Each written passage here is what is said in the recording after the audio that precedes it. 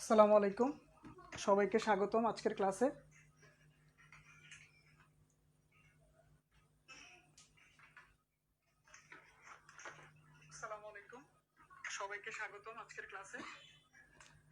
আচ্ছা, একটু সবাই আমাকে একটু জানাই দাও তো যে আজকের ক্লাসটা শোনা যাচ্ছে কিনা, সবকিছু লাইটিং সবকিছু ঠিক আছে কিনা।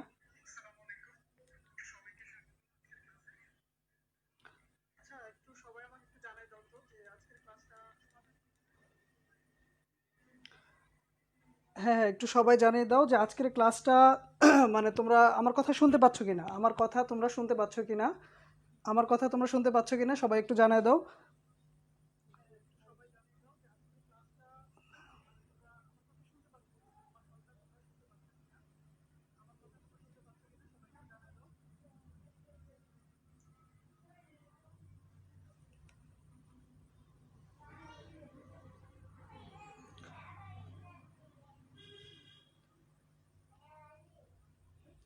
ওকে, সবাই বলতেছো জি ভাইয়া ক্লিয়ার, সব কিছু ক্লিয়ার। ওকে, সবাইকে স্বাগতম আজকের ক্লাসে।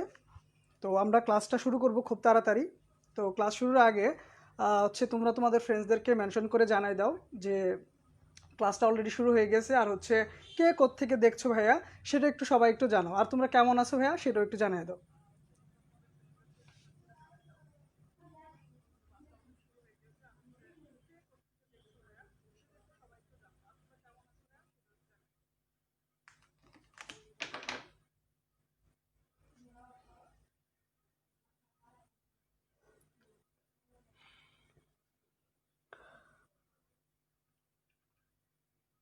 তানিয়া ইসলাম নিধি বলছো আসসালামু আলাইকুম ভাইয়া। ওয়ালাইকুম আসসালাম। আহ, মাহিয়ান উদ্দিন বলছো হচ্ছে আসসালামু আলাইকুম ভাইয়া। ওয়ালাইকুম আসসালাম, কেমন আছেন ভাইয়া? মুনা, হ্যাঁ ভাইয়া ভালো আছি, তুমি কেমন আছো? আচ্ছা, আসলে আমাদের ক্লাসটা তাহলে আমরা শুরু করে দেবো ইনশাআল্লাহ খুব তাড়াতাড়ি। সবাই শুনতে পাচ্ছে, কেউ কেউ বলছে ভৈরব থেকে, বলছে সিরাজগঞ্জ। আচ্ছা, সবাই বিভিন্ন জায়গা থেকে দেখছো তোমরা। তাহলে চলো আমরা আজকের ক্লাসটা আহ, শুরু করি। আর তোমরা ক্লাসটা শুরুর আগে সবাই একটু যার যার টাইম লাইনে শেয়ার করে দাও, যাতে হচ্ছে তোমাদের ফ্রেন্ড সার্কেল যারা আছে তারা সবাই ক্লাসটা দেখে উপকৃত হতে পারে, যাতে সবার কাছে পৌঁছে যায়। ঠিক আছে, তাহলে চলো ভাইয়া আমরা হচ্ছে আজকের ক্লাসে চলে যাই। আজকের টপিকটা হচ্ছে ভাই আমাদের আহ, দেখো লিখে রাখছে হচ্ছে মোলের ধারণা, তুল্য ভর এবং তুল্য সংখ্যা। এখন আর একটু বলে রাখি, তোমরা অলরেডি জানো যে এই লেকচারটা আমি 7টা ভাগে ভাগ করছি, যাতে তোমাদেরকে আমি একদম সূক্ষ্মভাবে অর্থাৎ খুঁটিনাটি সব কিছু বুঝিয়ে দেওয়ার সুযোগটা পাই, হ্যাঁ, আস্তে আস্তে। ওকে, আর সবচেয়ে বড় কথা হচ্ছে এই অধ্যায়টা টোটালটাই হচ্ছে কিন্তু ম্যাথমেটিক্যাল টার্মে ভরা। তো তুমি যদি আজকের ক্লাসটা বেসিকটা যদি ক্লিয়ার করে ফেলতে পারো, আজকের ক্লাসের বেসিকটা যদি তুমি ভালো করে বুঝে ফেলতে পারো, আমি তোমাকে 100% গ্যারান্টি দিচ্ছি তুমি এই অধ্যায়ে সব ম্যাথ করতে পারবে। এই অধ্যায় রিলেটেড যত ধরনের প্রবলেম আছে তুমি সব সলভ করতে পারবে। ওকে, তাহলে চলো আজকের পড়াশোনায় আমরা চলে যাই। আজকের টপিকটা হচ্ছে মৌলের ধারণা।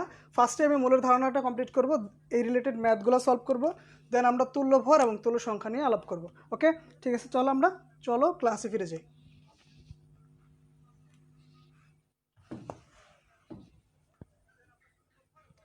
ওকে ভাইয়া, দেখো লিখে রাখছি আমি একটা লাইন, সেটা হচ্ছে গ্রামে প্রকাশিত পারমাণবিক বা আণবিক ভরকে মোল বলে। গ্রামে প্রকাশিত পারমাণবিক বা আণবিক ভরকে মোল বলে। আচ্ছা, তোমরা সবাই জানো, যদি আমি তোমাকে ছোট্ট একটা কোশ্চেন করি, ধরো যে যদি বলি যে তুমি যে নাইট্রোজেনের পারমাণবিক ভর কত, তোমাকে যদি আমি বলা হয় যে ওয়েট যে নাইট্রোজেন এর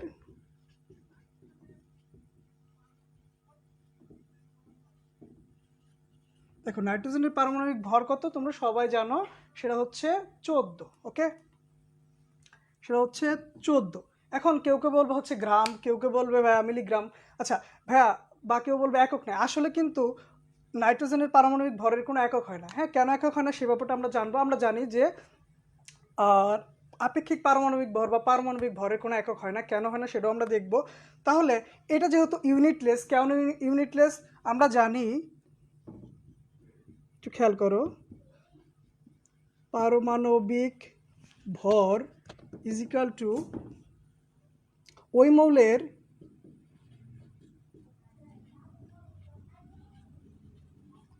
একটি পরমাণুর ভর,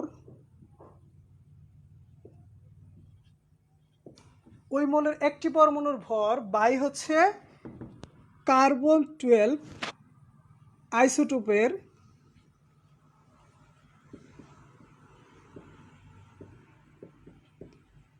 কার্বন 12 আইসোটোপের 1/12 অংশের ভর যত তত। এখন খেয়াল করো, এই যে একটা জিনিস লিখছি, একটি মৌলের একটি পরমাণুর ভর, ওই মৌলের একটি পরমাণুর ভর সেটা অবশ্যই গ্রামে প্রকাশিত। আর এই যে দেখো কার্বন 12 আইসোটোপের ভরের 1/12 অংশ, সেটাও কিন্তু গ্রামে প্রকাশিত। তাহলে দেখো গ্রামে গ্রামে কাটা গেলে আসলে এটার কোনো এককটাই থাকবে না, ঠিক আছে? তাহলে আমরা বলতেছি নাইট্রোজেনের পারমাণবিক ভরের কোনো একক নেই। এখন আমার কথাটা হচ্ছে ভাই খুব ভালো করে খেয়াল করো, যদি আমি যে বলি যে এটা আমি এই 14কে যদি আমি গ্রামে প্রকাশ করি, আমি বলতেছি যে এটা হচ্ছে 14 গ্রাম, যদি আমি গ্রামে প্রকাশ করি তাহলেই কিন্তু সেটা হয়ে যাবে 1 মোল।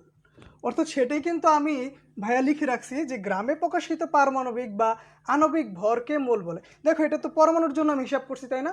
আমি যদি একটা অণু নেই, লাইক ধরো পানির অণু H2, এটা কিন্তু আর পরমাণু হচ্ছে অণু, এর আণবিক ভর, ভাইয়া এর আণবিক ভর হচ্ছে কত? 18 গ্রাম। তাহলে যখন আমি গ্রামে প্রকাশ করে ফেলবো তখনই কি হবে ভাইয়া? 1 মোল হয়ে যাবে। ওকে, তাহলে এই কথাটুকু যদি বুঝে থাকি তাহলে আমরা একটু আগাবো, ঠিক আছে? তোমরা কি সবাই বুঝতেছো? আচ্ছা, ওকে, তাহলে খেয়াল করো, আমি বলতেছি কি নাইট্রোজেনের পারমাণবিক ভর হচ্ছে নর্মালি হচ্ছে 14। খেয়াল করো 14, যদি আমি তাকে গ্রামে প্রকাশ করি তাহলেই হয়ে যাবে 1 মোল। যদি আমি তাকে গ্রামে প্রকাশ করি, নাইট্রোজেনের 14 গ্রামকে আমরা বলবো হচ্ছে 1 মোল। ঠিক একইভাবে পানির H2O-র 18 গ্রামকে বলবো হচ্ছে আমরা 1 মোল। ওকে, তাহলে একটু খেয়াল করো, আমরা সবগুলাই যদি অক্সিজেনের জন্য করি বা নাইট্রোজেনের জন্যই করি, তাহলে নাইট্রোজেনের, দেখো নাইট্রোজেন পরমাণুর 14 গ্রাম সমান কি বলতে পারবো? 1 মোল। নাইট্রোজেনের 14 গ্রাম সমান বলতে পারবো হচ্ছে 1 মোল। ফাইন, তাহলে আমরা যদি বলি যে পানি নিয়ে কথা বলতে চাই, H2O অণুর 18 গ্রাম সমান হচ্ছে ভাইয়া 1 মোল। খুব মন দিয়ে কথা শোনো, দেন একটু খেয়াল করো যে আমরা জানি যে কোনো পরমাণুর বা অণুর 1 মোল পদার্থের মধ্যে থাকে হচ্ছে 6.02 গুণন 10⁻23টি অণু, পরমাণু বা আয়ন। যদি আমি পরমাণুর কথা বলি তাহলে আমার এই 1 মোলের মধ্যে থাকবে ভাইয়া 6.02 গুণন 10⁻23টি পরমাণু। ওকে, দেখো আবার বলতেছি যে নাইট্রোজেন পরমাণুর 14 গ্রাম সমান 1 মোল, এবং এই 1 মোলে থাকবে হচ্ছে 6.02 গুণন 10⁻23টি পরমাণু। ঠিক একইভাবে তুমি যে এটার জন্য হিসাব করো তাহলে কি বলবা?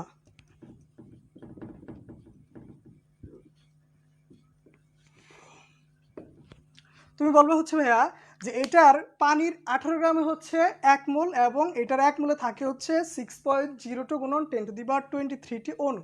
ওকে, আচ্ছা, যদি এতটুকু বুঝে থাকো, একটু তারপরে আমি একটু এক্সটেন্ড করতে চাই। আমরা জানি যে কোনো গ্যাসের 1 মোলের আয়তন হচ্ছে, গ্যাসের 1 মোল যদি ধরি আমি হচ্ছে লাইক নাইট্রোজেনের কথাই যদি বলি, যে নাইট্রোজেনের 1 মোলে থাকবে হচ্ছে, মোলার আয়তন হচ্ছে 22.4 লিটার। খুব ভালো করে কথা শোনো, যে নাইট্রোজেনের, তোমরা কি আসলে আমার কথা বুঝতেছো? ওকে, দেখো আমি আবার বলতেছি যে নাইট্রোজেন পরমাণুর যে নাইট্রোজেনের যে গ্যাস, নাইট্রোজেন গ্যাস বা ধরো পানির অণু, এই নাইট্রোজেনের 1 মোলের যে আয়তন, 1 মোলের আয়তন কত? 22.4 লিটার। 1 মোলের আয়তন হচ্ছে 22.4 লিটার। অর্থাৎ আবার যদি বলি পানির H2O এর 1 মোলের ভলিউমও কত? 22.4 লিটার। কিন্তু শর্ত হচ্ছে ভাইয়া এইটা হবে এসটিপিতে। এই যে ভলিউমটা পাচ্ছি 1 মোলের জন্য, যদি পানির বলি তাহলে পানির ভলিউমের জন্য পাচ্ছি কত? 22.4 লিটার। এই 22.4 লিটার কাউন্ট করা হচ্ছে কি? এসটিপিতে। এসটিপি মানে হচ্ছে স্ট্যান্ডার্ড টেম্পারেচার অ্যান্ড প্রেশার। তাহলে এটা হচ্ছে 22.4 লিটার পানির জন্য এসটিপিতে। খুব ভালো করে খেয়াল করো, এসটিপিতে পাচ্ছি হচ্ছে H2ওর জন্য 22.4 লিটার। এখন আমি যদি এসটিপি না বলে যদি বলি যে এসএটিপি, ভাই আমি যদি বলি এটা এসএটিপির জন্য, তাহলে কিন্তু সেটা আর 22.4 লিটার হবে না, সেটা হবে হচ্ছে ভাইয়া 22.8 লিটার। তাহলে কি বললাম যে পানির যে 1 মোল গ্যাসের আয়তন কত? 22.4 লিটার। আর একইভাবে পানির এসএটিপিতে তার আয়তন হচ্ছে 22.8 লিটার। এটা কেন? খেয়াল কর ভাইয়া, এসটিপিতে এই এসটিপিতে ভাইয়া একটু খেয়াল করে দেখো, এসটিপিতে হচ্ছে টেম্পারেচার যেটা হচ্ছে সেটা হচ্ছে 273 কেলভিন। এসটিপিতে টেম্পারেচার হচ্ছে 273 কেলভিন, আর প্রেশার হচ্ছে ভাইয়া 1 অ্যাটমসফিয়ার, 1 এটিএম। ওকে, ঠিক একইভাবে এসএটিপিতে দেখো, এসএটিপির জন্যে এই এসএটিপির জন্য হচ্ছে ভাইয়া টেম্পারেচার হচ্ছে আমার 298 কেলভিন। এসএটিপির জন্য টেম্পারেচার হচ্ছে 298 কেলভিন এবং প্রেশার হচ্ছে ভাইয়া 0.986 এটিএম। তুমি খেয়াল করো, প্রেশার এখানে কম, এখানে তাপমাত্রা বেশি। আমরা জানি তাপমাত্রা বাড়লে কি হবে? গ্যাসের ভলিউম বাড়বে। এই জন্য দেখো ভলিউমটা কি এখানে একটু বেশি, এটা কত? 22.8 লিটার। আশা করি তোমরা এতটুকু বুঝতে পারছো। যদি বুঝে থাকি তাহলে এখান থেকে আমরা সূত্রের দিকে রওনা দেবো, আমরা কি সূত্র প্রুফের দিকে চেষ্টা করবো। ওকে, তাহলে চলো আমরা সূত্র প্রুফের চেষ্টাটা করি। সবাই খুব মনোযোগ দিয়ে কথাগুলো শোনো, আশা করি তুমি বুঝে যাবে। খেয়াল করো, আমি তোমাকে এখন খুব কঠিন কিছু কোয়েশ্চেন করবো, খুব কঠিন, যেগুলা ক্লাস 2 এর পোলাপানও পারবে। ঠিক আছে, তাহলে একটু চলো। যদি আমি তোমাকে বলি যে 14 গ্রামে হচ্ছে 1 মোল, নাইট্রোজেনের পরমাণু 14 গ্রামে হচ্ছে 1 মোল, আমি তাহলে তোমাকে যদি বলি যে ভাই 7 গ্রামে কত মোল হবে? 7 গ্রামে অবশ্যই কত মোল হবে? হাফ মোল হবে। আমি আবার বলতেছি, 14 গ্রামে হয়ে হচ্ছে ভাই 1 মোল, তাহলে 7 গ্রামে কত মোল হবে? হাফ মোল। তাহলে আমি আসলে কি করলাম? আমি আসলে এই 7কে ভাগ করছি হচ্ছে 14 দ্বারা, পাইছি হচ্ছে 1/2 মোল, তাই না? আসলে আমি কি করলাম ভাইয়া? আমি আসলে করছি হচ্ছে এই কাজটাই, যে আমি যে কোনো ভরকে, গ্রামে প্রকাশিত যে কোনো ভরকে আমি ভাগ করছি তার মোলার মাস এম, অর্থাৎ আণবিক ভর, পারমাণবিক ভর যেটা বলতেছি 14, সেটা দ্বারা ভাগ করে আমি কি করলাম ভাইয়া? এই হাফটা পাইলাম। তাহলে দেখো তো, আমি এটা লিখতে পারবো না? এন ইজ ইকাল টু লিখতে পারবো হচ্ছে W/M। অবশ্যই এটা গ্রামে প্রকাশিত, অবশ্যই এটা হচ্ছে গ্রামে প্রকাশিত। আমি আবার বলতেছি যে 14 গ্রামে হচ্ছে 1 মোল, তাহলে তোমাকে যদি কেউ 7 মোল দেয়, সরি 14 গ্রামে হচ্ছে 1 মোল, তোমাকে যদি কেউ 7 গ্রাম দেয়, তোমাকে কি বলবো ভাইয়া এটা কয় মোল আছে? তুমি বলবো হাফ মোল। কিভাবে পাইছো? তুমি 7কে 14 দ্বারা ভাগ করে পাইছো হাফ মোল। তাহলে দেখো, যে কোনো একটা ভরকে তার আণবিক ভর, পারমাণবিক ভর দ্বারা ভাগ করে তুমি পাইছো হচ্ছে এই মোল সংখ্যাটা, হাফ পাইছো। তাহলে আমরা লিখতে পারবো W/M। ওকে, যদি এতটুকু বুঝে থাকো তাহলে একটু সবাই লিখো যে ভাইয়া হ্যাঁ আমরা বুঝতে পারছি। আর বেশি কথা হচ্ছে এই জিনিসগুলো তোমরা একটু হলেও জানো, তারপর ইন ডিটেল আমরা শিখবো এবং কিভাবে আসছে, কোত্থেকে আসছে, সব কিছু বুঝবো। ওকে, আচ্ছা,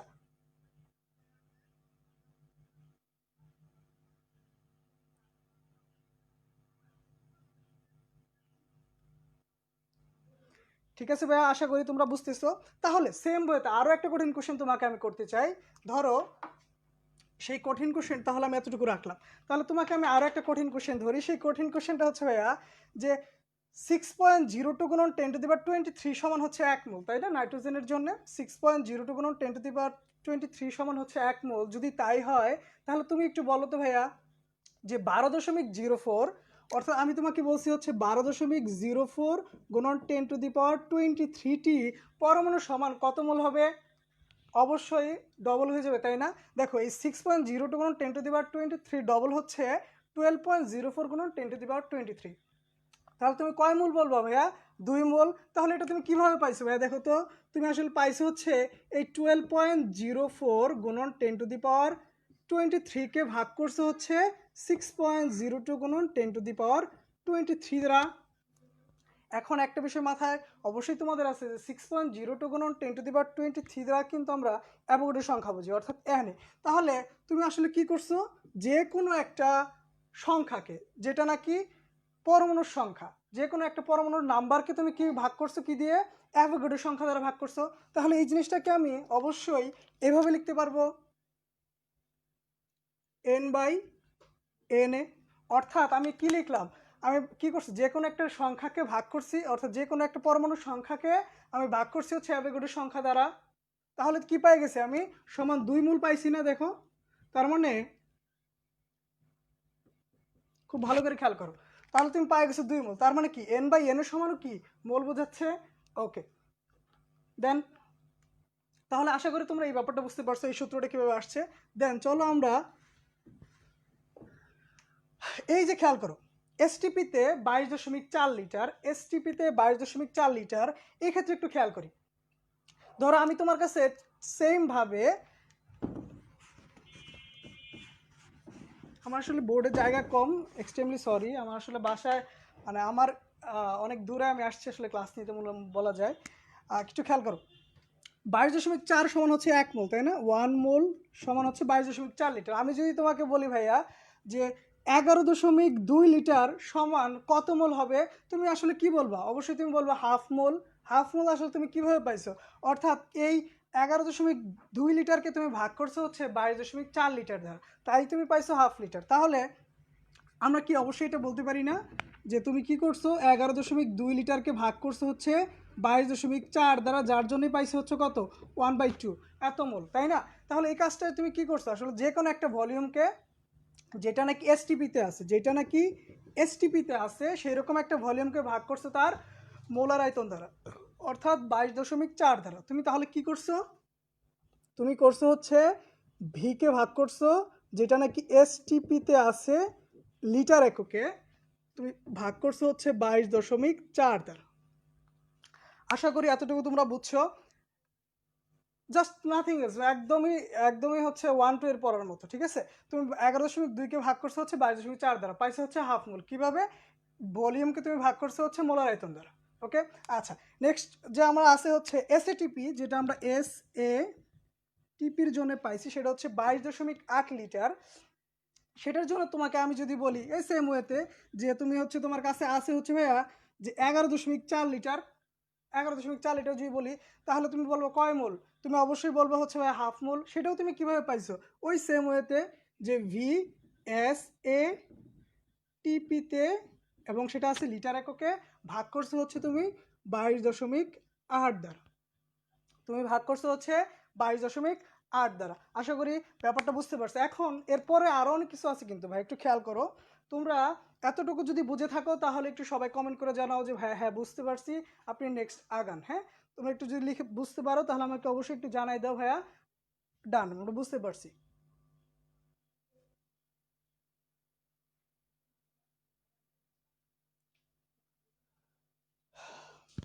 ভাইয়া সাউন্ড অনেক কম আজকেও, কি সাউন্ড কম?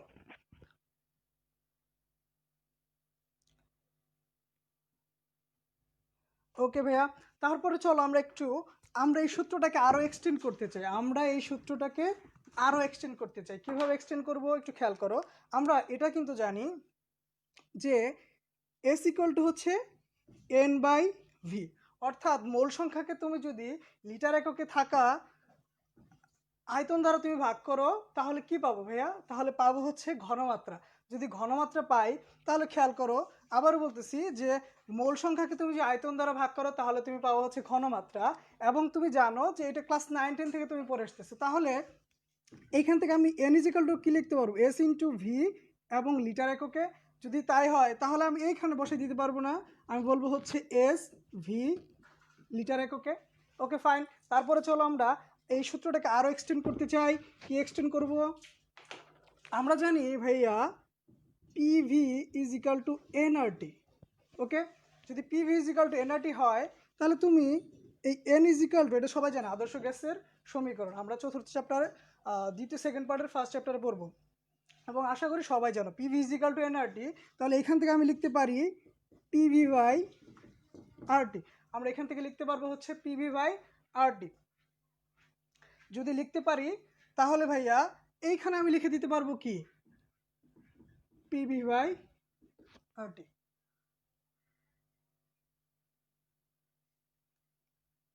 ওই সাইডে হচ্ছে দেখা যাচ্ছে কি? হ্যাঁ দেখা যাচ্ছে। ওকে, তাহলে ওই পাশটাতে লিখতে পারবো পিভি বাই আরটি। তাহলে ভাইয়া এই অঙ্ক শেষ ভাইয়া? না আরেকটু এক্সটেন্ড করা যাবে? ওকে, দেখি আমরা আরেকটু এক্সটেন্ড করতে পারি কি না। ওকে চলো, আরেকটা সূত্র হচ্ছে ভাইয়া n ইজ ইকুয়াল টু, এই n ইজ ইকুয়াল টু হচ্ছে ভাইয়া আইটি ইন্টু ইএফ। আরেকটা সূত্র হচ্ছে ভাই n is equal to IT by EF. এইখানে একটু এদেরকে আমি একটু পরিচয় করাই দিই, তোমার কাছে নতুন মনে হইতে পারে। দেখো এখানে আই ইজ ইকুয়াল টু হচ্ছে প্রবাহ মাত্রা, প্রবাহ মাত্রা মানে বিদ্যুতের মাত্রা, কি পরিমাণ বিদ্যুৎ খরচ হচ্ছে সেইটা। টি হচ্ছে ভাইয়া সময়, ই হচ্ছে ভাইয়া তুল্য সংখ্যা, ই হচ্ছে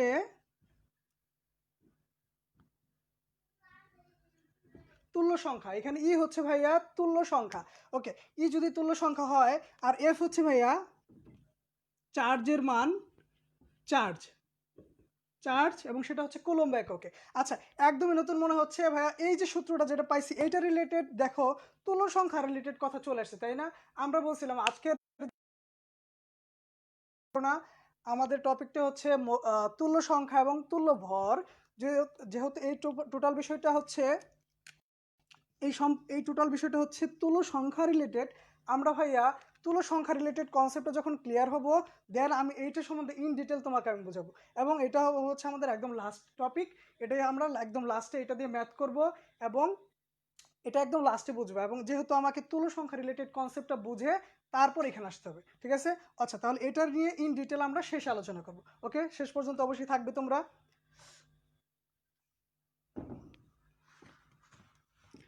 দেখো এই সূত্রগুলো তুমি যদি পারো, এই সূত্রগুলোর কনসেপ্ট এইগুলো ইউজ তুমি পারো, তাহলে ভাইয়া তাহলে কি হবে? তাহলে সুবিধাটা হচ্ছে ভাইয়া এখানে কিন্তু একটাও শর্টকাট না, এখানে তুমি কিন্তু কোনো শর্টকাট পড়তেছো না। তুমি যেহেতু এটা, যদি এটার অ্যাপ্লিকেশনটা বুঝো, তাহলে তুমি ইঞ্জিনিয়ারিংয়ে অ্যান্সার করতে পারবা, তুমি ভর্তি ইউনিভার্সিটি অ্যাডমিশন টেস্টে অ্যান্সার করতে পারবা, ইভেন তুমি তোমার যে বোর্ড পরীক্ষা হবে সেখানেও অ্যান্সার করতে পারবা, যেহেতু এটা শর্টকাট না। কিন্তু এটার ইফেক্টিভনেস হচ্ছে এতটাই বেশি, এতটাই বেশি ইফেক্টিভ যে তুমি এটা দিয়ে খুব সহজে মোটামুটি বড় টাইপের একটা অঙ্ককে এক লাইনে করতে পারবে। তাহলে চলো আমরা এই রিলেটেড যে ম্যাথমেটিক্যাল প্রবলেমগুলো আছে সেগুলো আমরা সলভ করে আসি, এবং উপরে আমি এই টোটাল জিনিসটা লিখে দিতে চাই, ঠিক আছে? এবং তোমরাও খাতা কলম নিয়ে বসো, এবং সাথে হচ্ছে কি বলে ক্যালকুলেটর নিয়ে বসবে অবশ্যই, ঠিক আছে? তাহলে আমরা চলো শুরু করি। আমি একটু ছোট করে উপরে লিখে রাখতে চাই, ছোট করে উপরে লিখতে চাই, যেহেতু আমার বোর্ডে হচ্ছে জায়গা খুবই কম। তাহলে ও সরি, এক্সট্রিমলি সরি, আমাকে আরেকটা কাজ করতে হবে। এন ইজ ইকাল টু হচ্ছে ডব্লিউ বাই এম, এটা রাখলাম। N by n A is equal to V S T P 22.4 is equal to V S A T P 22.8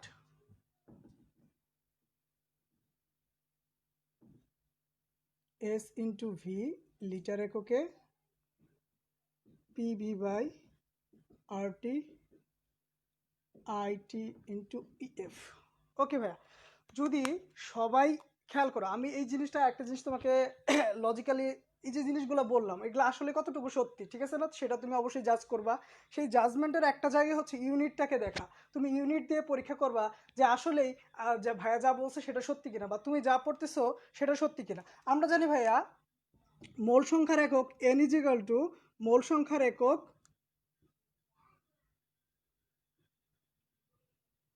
যে মোল সংখ্যা তার একক হচ্ছে ভাইয়া মোল।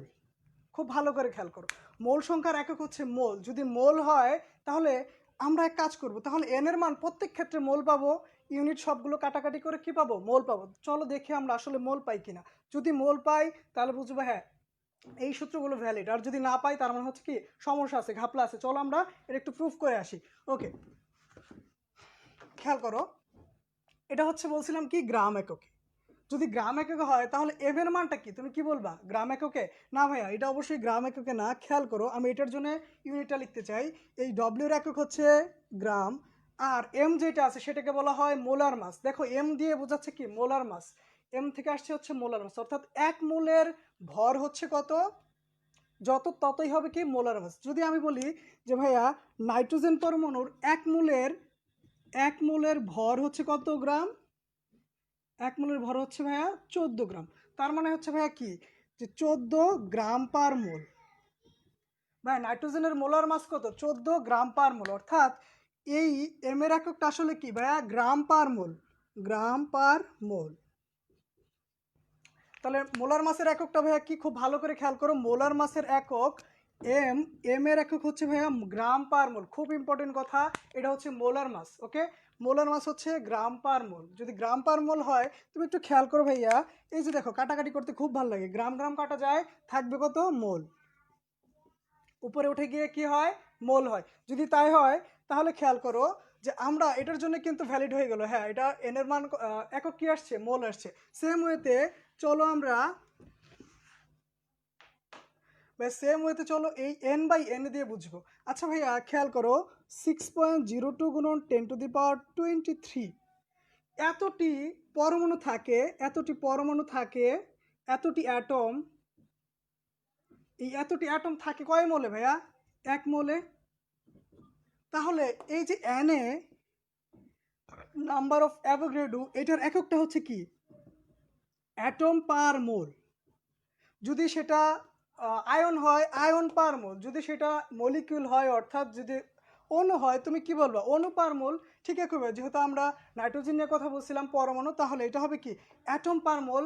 ওকে, এবং খেয়াল করো আমি একটু আগে হিসাব করছিলাম উপরে যে সংখ্যাটা সেটা কি পরমাণুর সংখ্যা। যদি বলি যে 20টি পরমাণু অর্থাৎ 20টি অ্যাটম, তাহলে আমি এইটার জন্য এই যে এইটার জন্য যে হচ্ছে ইউনিটটা পাবো সেটা হচ্ছে, খেয়াল করো এই এনটা হচ্ছে কি অ্যাটম, অর্থাৎ আমি এতটি অ্যাটম পাচ্ছি, আর ভাগ করতেছি হচ্ছে অ্যাটম পার মোল, আমি ভাগ করতেছি হচ্ছে এইটা দ্বারা, অর্থাৎ অ্যাটম পার মোল দ্বারা ভাগ করতেছি। ওকে, অ্যাটম পার মোল, অর্থাৎ অ্যাটম অ্যাটম কাটা গেলে খেয়াল করো থাকবেও, আমি আবার বলছি নাম্বার অফ অ্যাভোগাড্রো মানে হচ্ছে এটার একক হচ্ছে অ্যাটম পার মোল, মলিকুল পার মোল বা আয়ন পার মোল। যদি তাই হয় তাহলে দেখো অ্যাটম অ্যাটম কাটা গেলে থাকবে উপরে গিয়ে কি মোল। আশা করি তোমরা এই ব্যাপারটা বুঝতে পারছো। তাহলে এটাও ভ্যালিড হয়ে গেল ভাইয়া তোমার জন্য, এটাও কি ভ্যালিড। চলো আমরা আরেকটু আগাই, একটু খেয়াল করো খুবই ইম্পর্টেন্ট বিষয়গুলো তুমি যখন ইউনিট নিয়ে কাজ করবা। দেখো ভিএসটিপিতে লিটার এককে, তাই না, এটা আবার বলছি কি লিটার এককে যদি হয়। আচ্ছা ভাই তোমরা সবসময় বলো যে 22.4 লিটার, এটা কি আসলেই লিটার? যদি লিটার হয়, যদি লিটার হয় তাহলে লিটার লিটার কাটা যায় না, তাহলে তো কোনো এককই থাকে না, তাই না? আসলে ভাইয়া এই যে নিচে যেটা লিখছো তুমি 22.4 লিটার, সেটা কিন্তু 22.4 লিটার না, সেটা হচ্ছে ভাইয়া এক মোলের আয়তন হচ্ছে 22.4 লিটার। তার মানে এটার ইউনিটটা কি হবে ভাইয়া, যে 22.4 লিটার পার মোল, অর্থাৎ এক মোলের ভলিউম হচ্ছে 22.4 লিটার। ওকে, যদি 22.4 লিটার হয় তাহলে এই যে নিচের যে এককটা সেটা কি হবে ভাইয়া, সেটা হবে লিটার পার মোল, সেটার এককটা কি হবে লিটার পার মোল। ওকে ভাইয়া তুমি একটু খেয়াল করো, উপরেরটা হচ্ছে লিটার আর নিচে পাচ্ছ লিটার পার মোল, মোলার আয়তন, molar volume, sorry molar volume.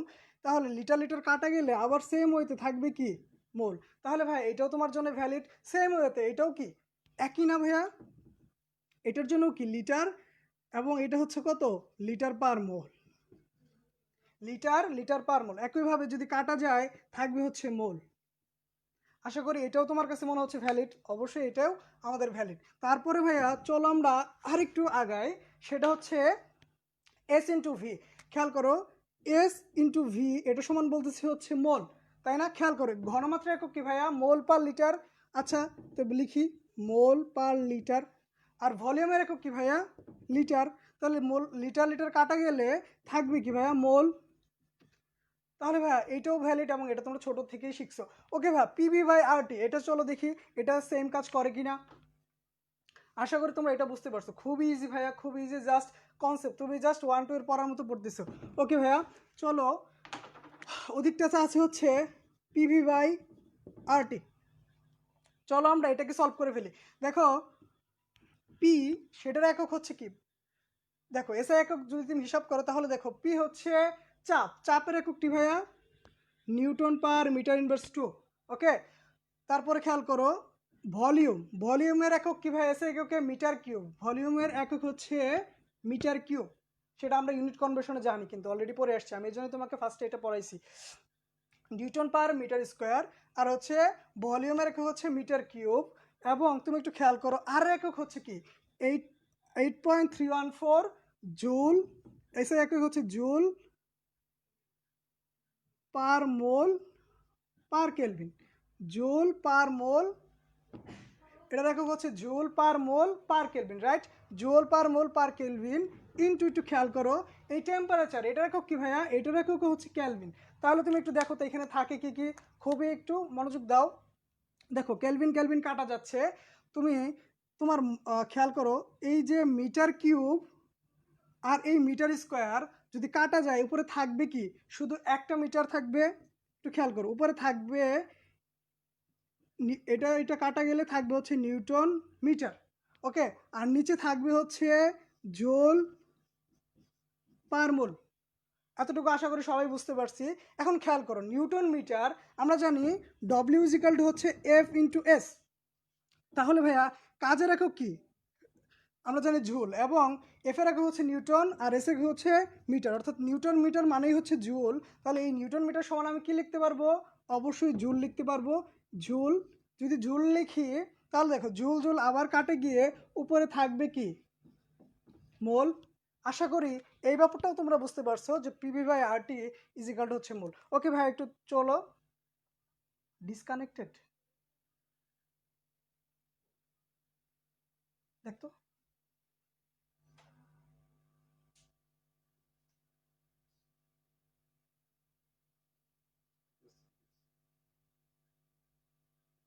ওকে ভাইয়া দেখো তুমি এই ইউনিটের যে ব্যাপারটা সেটা তুমি বুঝতে পারছো কিনা, এই ইউনিটেরটা তুমি আসলে বুঝতে পারছো কি না। ওকে, আমাকে একটু কমেন্ট করে জানাও যে এখানে মোল যে জিনিসটা সবগুলো আসছে সেটা তুমি বুঝতে পারছো কিনা, সবাই একটু আমাকে কমেন্ট করে জানাও। ঝাপসা দেখাচ্ছে নাকি একটু,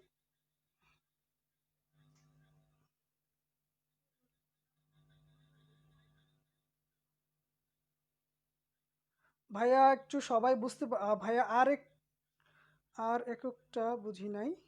হ্যাঁ ক্লিয়ার, ওকে, আমি এটা আবার একটু বোঝাচ্ছি, আমি বুঝতে পারছি যে এইটা আবার একটু সমস্যা হইতে পারে, আমি তোমাদের এইটা আবার বোঝাচ্ছি। হ্যাঁ, তোমরা একটু আবার খেয়াল করো, PV/RT এটার একক কি মোল কিনা সেটাই আমরা আসলে দেখতে চাই। ওকে, আমরা জানি ভাইয়া, খেয়াল করো খুব ভালো করে খেয়াল করো, পি হচ্ছে চাপ, চাপের একক কি তোমরাই বলো, চাপের একক হচ্ছে নিউটন পার মিটার স্কোয়ার, তাই না, অর্থাৎ নিউটন পার মিটার স্কোয়ার লিখছি আমি।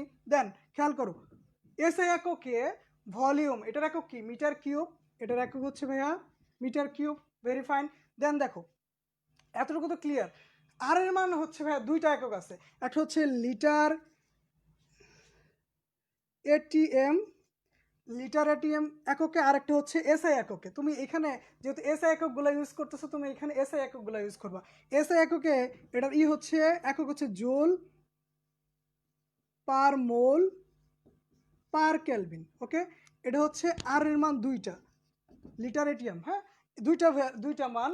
দেখো খেয়াল করো যদি জুল পার মোল এটা আমার এসআই এককে হয় joule per mole per kelvin, তাহলে একটু বসাই দেই, আর এর মান হচ্ছে joule per mole per kelvin, joule per mole per kelvin হচ্ছে আর এর মান। আর টি এর মান হচ্ছে ভাই কি, যেহেতু কেলভিন স্কেলে তাপমাত্রা সেটা হচ্ছে কি কেলভিন। যদি তাই হয় তুমি একটু খেয়াল করো ভাইয়া, তুমি জাস্ট কি করবা, কাটাকাটি, নাথিং এলস, তুমি জাস্ট কাটাকাটি করো উপরে তুমি নিউটন, দেখো মিটার কিউব আর মিটার স্কোয়ার যদি কাটাকাটি করো উপরে থাকবে হচ্ছে নিউটন মিটার। আশা করি এটা কারো না বোঝার কোনো কারণ নাই, নিউটন মিটার থাকবে। খেয়াল করো এই যে কেলভিন আর কেলভিন কাটাকাটি যাচ্ছে, তাহলে থাকবে কি জোল পার মোল এই জুল পার মোল এতটুকু থাকবে। একটু খেয়াল করো, এই যে একটু আগে আমি লিখলাম তোমাকে যে ডব্লিউ ইজ ইকাল টু, তোমরা সবাই জানো এফ ইন্টু এস, এবং কাজের একক কি ভাইয়া বা শক্তির একক হচ্ছে জুল। ওকে, ভালো কথা। এখন খেয়াল করো, এই এফ মানে কি ফোর্স, ফোর্সের একক কি ভাইয়া নিউটন। ওকে, আর স্মরণ এটার একক কি মিটার। তাহলে দেখো নিউটন মিটার মানে হচ্ছে জুল। তাহলে তুমি ভাইয়া কি করবা, এই যে দেখো নিউটন মিটার এতটুকু সমান কি লিখতে পারবা, জুল লিখতে পারবা। আর নিচে আছে হচ্ছে জুল পার মোল, জুল পার মোল। অর্থাৎ তোমার কি করতে হবে, জুল জুল যদি কাটা যায় থাকবে হচ্ছে উপরে গিয়ে হচ্ছে মোল। আশা করি এটা সবাই বুঝতে পারছো, থাকবে কি মোল। ওকে, যদি এটুকু বুঝতে পারো তাহলে ভাইয়া খুবই ভালো। এবং তোমরা একটু কমেন্ট করে আমাকে জানাও যে ভাইয়া হ্যাঁ এবার আমি বুঝতে পারছি। ওকে, হ্যাঁ, নুরা বলছো হচ্ছে ভাইয়া বুঝছি, শ্রাবণী বলছো অল ক্লিয়ার ভাইয়া, আর রনি বলছো আমার তো কিছুই কাটতেছে। আচ্ছা, আহ, আর অনেকে লিখছো যে ভাইয়া সব কিছুই ক্লিয়ার। ওকে, তাহলে ভাইয়া এই যে আবারও বলতেছি যে আমার শুধু লাস্টটা রয়ে গেল, এই লাস্টটা সম্বন্ধে আমি একদম লাস্টে তোমাকে আলোচনা করবো। এবং সবচেয়ে প্রিকুলিয়ার বিষয় কিন্তু এটা দিয়ে তুমি আসলে কি টাইপের ম্যাথ করতে পারবো সেটা অলরেডি তুমি বুঝতে পারতেছো। দেখো আই দিয়ে তুমি কি প্রবাহ মাত্রা, এই যে টি কতক্ষণ সময় ধরে চলতেছে, যারা দ্বিতীয় বর্ষের স্টুডেন্ট তারা অলরেডি বুঝতে পারতেছে, এটা হচ্ছে চতুর্থ অধ্যায়ের সাথে লিঙ্ক আপ করা। হ্যাঁ, চলো আমরা এইটাও সম্বন্ধেও জানবো একদম লাস্টে। ওকে, চলো এই রিলেটেড এখন আমরা কাজ করবো কি ম্যাথ, আমরা ম্যাথগুলো দেখি সলভ করতে পারি কিনা।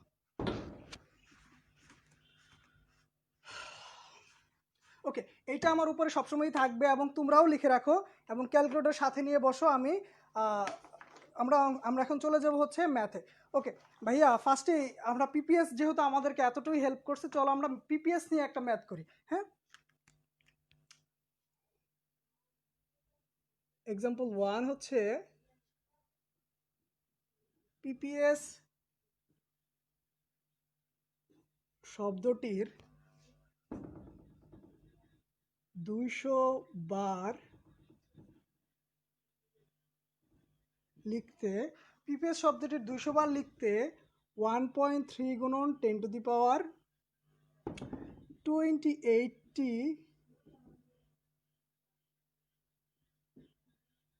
কার্বন 28টি কার্বন পরমাণু খরচ হয়। আচ্ছা আচ্ছা ভাইয়া, যারা এখনো ভিডিওটা শেয়ার করো নাই কাইন্ডলি তোমরা শেয়ার করে দাও। হ্যাঁ, তোমাদের ফ্রেন্ড সার্কেল যেন সবাই জানতে পারে।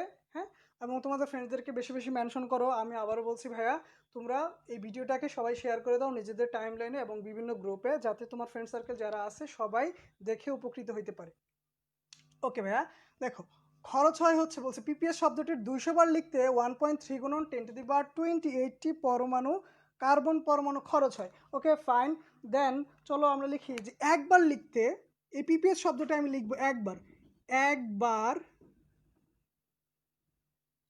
লিখতে কত মিলিগ্রাম কার্বন খরচ হবে। ওকে, কোশ্চেনটা তুমি আবার পড়ো ভাইয়া। যে কোশ্চেন হচ্ছে এই টাইপ কোশ্চেন তুমি কিন্তু অ্যাডমিশনে অহরহ পাবা, অনেক বেশি বেশি পাবা। ওকে, এবং সেটা রিটেনও আসতে পারে, এমসিকিউ তো আসবেই। খেয়াল করো, পিপিএস শব্দটির 200 বার লিখতে তোমার 1.3 গুণন 10⁻28টি কার্বন পরমাণু খরচ হয়। তার মানে তুমি কি দিয়ে লিখছো, পেন্সিল দিয়ে লিখছো, বা গ্রাফাইট পরমাণু খরচ হয়। এখন খরচ হয় একবার লিখতে কত মিলিগ্রাম কার্বন খরচ হবে। তুমি খেয়াল করছো কি যে কত মিলিগ্রাম কার্বন খরচ হবে। তাহলে চলো দেখো একটু খেয়াল করো, মিলিগ্রাম অর্থাৎ ভর রিলেটেড কথাবার্তা বলছে, আবার এখানে সংখ্যা রিলেটেড কথাবার্তা বলছে। তাহলে ভর আর সংখ্যা রিলেটেড আমার কাছে দুইটা সূত্র আছে। দেখো, এটা হচ্ছে আমার ভর রিলেটেড, এটা হচ্ছে আমার ভর রিলেটেড, এটা হচ্ছে ভর রিলেটেড। ও শিট, খেয়াল করো, এটা হচ্ছে আমার ভর রিলেটেড সূত্র আর এটা হচ্ছে আমার সংখ্যা রিলেটেড সূত্র, এবং তারা একে অপরের সমান। তাহলে সলভ, চলো সলভটা করি আমরা। সলভ হচ্ছে ভাইয়া আমরা লিখবো হচ্ছে W/m ইজ ইকাল টু লিখবো হচ্ছে N/N। আমাকে বের করতে বলছে W এর মান। তাহলে চলো আমরা ম্যাথটা করি। একটু খেয়াল করো যে W এখানে বের করব আমি, ভেরি ফাইন, এবং সেটা মিলিগ্রাম এককে, কিন্তু এখানে থাকে যা বের হয় সেটা হচ্ছে গ্রাম এককে। কার্বন পরমাণুর হচ্ছে এম এর মান কত ভাইয়া, 12। ওকে ফাইন, খেয়াল করো, এন এ তো তুমি জানো 6.02 গুণন 10⁻23। Okay fine. এখন খেয়াল করো এন যেটা আছে সেটা কত বসাও, তুমি খেয়াল করো যে পিপিএস শব্দটির 200 বার লিখতে হচ্ছে 1.3 গুণন 10⁻28 পরমাণু খরচ হয়, কিন্তু তোমাকে আসলে কোশ্চেনে বলছে কি, কোশ্চেনে বলছে হচ্ছে একবার খরচ হইতে, কোশ্চেনে বলছে একবার খরচ হইতে। তাহলে দেখো একটু খুব খেয়াল করো যে 1.3 গুণন 10⁻28 এটা খরচ হচ্ছে কি কয়বার লিখতে পারে, 200 বার লিখতে, কিন্তু তোমাকে বলছে কতবার লিখতে, একবার। তাহলে তুমি ভাগ করবে কত দ্বারা, 200 দ্বারা। তাহলে তুমি কি পাই যাবা, একবার লেখার জন্য আসলে সংখ্যা কত লাগছে, 1.3 গুণন 10⁻28 ভাগ হচ্ছে 200। আশা করি এই ব্যাপারটা তোমরা বুঝতে পারছো। ওকে, তাহলে একটু খেয়াল করো এখান থেকে ভাইয়া অনলি আননোন হচ্ছে একটা, সেটা কত, ডব্লিউ। তাহলে ডব্লিউ ইজ ইকুয়াল টু কত আসবে ভাইয়া, তোমরা সবাই একটু ক্যালকুলেট করো। এইখানে যেটা আসবে সেটা অবশ্যই গ্রাম এককে আসবে। দেখো সেটা অবশ্যই কিসে আসবে, গ্রাম এককে আসবে। কিন্তু আমি কি কোশ্চেনে বলছি যে ভাইয়া কত মিলিগ্রাম, তাহলে এই গ্রামকে তুমি কি করবা, লাস্টে জাস্ট 1000 দ্বারা গুণ করে নিয়ে আসবে হচ্ছে মিলিগ্রাম এককে। 1000 দ্বারা গুণ করে তুমি মিলিগ্রাম এককে নিয়ে আসবা। যদি তোমরা বুঝে থাকো তাহলে ভাই একটু লিখো, নাহলে আমি আবার বুঝাবো যে ভাইয়া বুঝতে পারছি।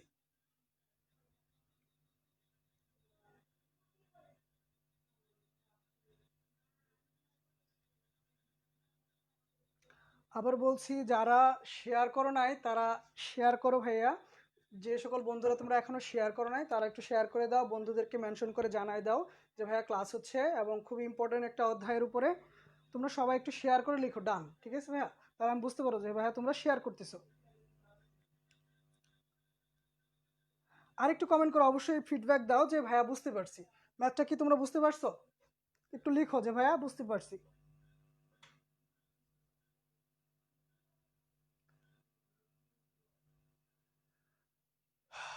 দেখো এই অঙ্কটা তুমি নর্মালি করতে যাও তোমার কিন্তু মিনিমাম 4-5 মিনিট খেয়ে দেবে, অথচ তুমি এই অঙ্কটার লাইন কিন্তু এই একটাই ভাইয়া, জাস্ট মান বসানো আর কিচ্ছু না।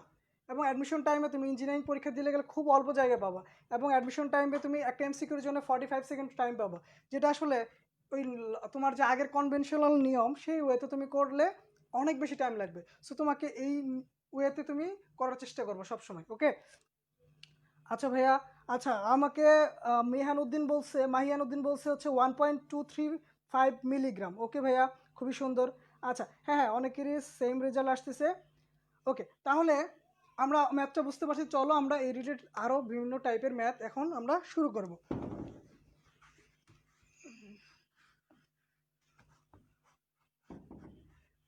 ওকে ভাইয়া, নেক্সট হচ্ছে এক্সাম্পল 2। আচ্ছা, এক্সাম্পল 2 হচ্ছে আমার, ওকে এই ম্যাথগুলো তোমরাই করবা, আসলে আমি তোমাদের প্রসিডিউরটা শিখাবো, তোমরাই সব করবা। ওকে, 1.5 গুণন 10⁻25টি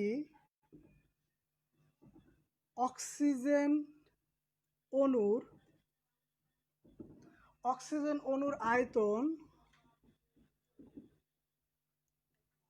SATP তে কত। দেখো সবাই কোশ্চেনটা লিখে ফেলো এবং ক্যালকুলেটর নিয়ে বসো যে 1.5 গুণন 10⁻25টি অক্সিজেন অণুর আয়তন এসএটিপিতে বের করতে বলছে। এবার বলছে কিসে, তোমার এসএটিপিতে। তাহলে আশা করি তোমরা সবাই পারবা। চলো একটু খেয়াল করো, এই যে অণুর সংখ্যা রিলেটেড আমার যে সূত্র সেটা কি N/N এ, আর এসএটিপির কথা বলছে সেই ভলিউমটা আসলে কোথায় আছে, খেয়াল করো এই যে এইখানটাতে আছে। তাহলে তারা একে অপরের সমান, যদি তাই হয় তাহলে আমরা কি লিখবো ভাইয়া, আমরা লিখবো হচ্ছে N/Na ইজ ইকুয়াল টু VSATPতে লিটার এককে বাই 22.8 লিটার। ওকে, এটা যদি হয় তাহলে জাস্ট তুমি কি করবা, মান বসাই দাও। তোমাকে বের করতে বলছে এই ভলিউমটা কত হবে, তাহলে এন এর মান কত আছে, এন এর মান হচ্ছে 1.5 গুণন 10⁻25। ওকে, আর অ্যাভোগাড্রোর সংখ্যা তোমরা সবাই জানো, মান বসাও 6.02 গুণন 10⁻23। Very fine. ওকে, এই ভলিউমটা আমি পাবো লিটার এককে, ভাগ করবো 22.8 দ্বারা। তোমরা ভাগ করে সবাই ভি এর মানটা লিখে ফেলো, সবাই ক্যালকুলেট করে ভি এর মানটা লিখে ফেলো যে ভি এর মানটা কত আসবে। এসিটিপিতে ভি এর মানটা কত আসবে?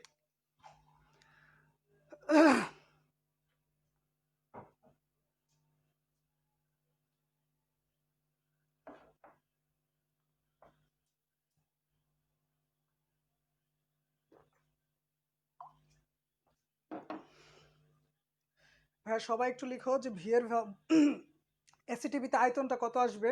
অবশ্যই আসবে কি লিটার এককে। সবাই একটু ক্যালকুলেট করো। আমার কাছে ভাই ক্যালকুলেটর নাই। আরো ভাই অনেক কিছুই নাই, কত কিছু যে নাই, নাইয়ের মধ্যে দিয়ে জিন যাচ্ছে। কিন্তু তারপরেও কাজ চালাই যেতে হবে।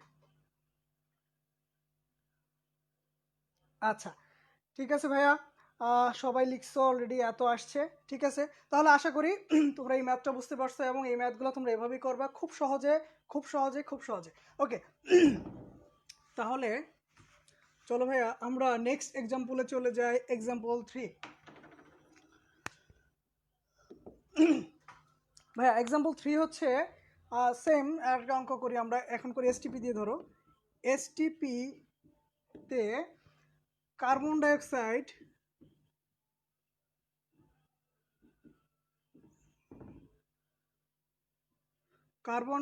গ্যাসের ঘনত্ব কত?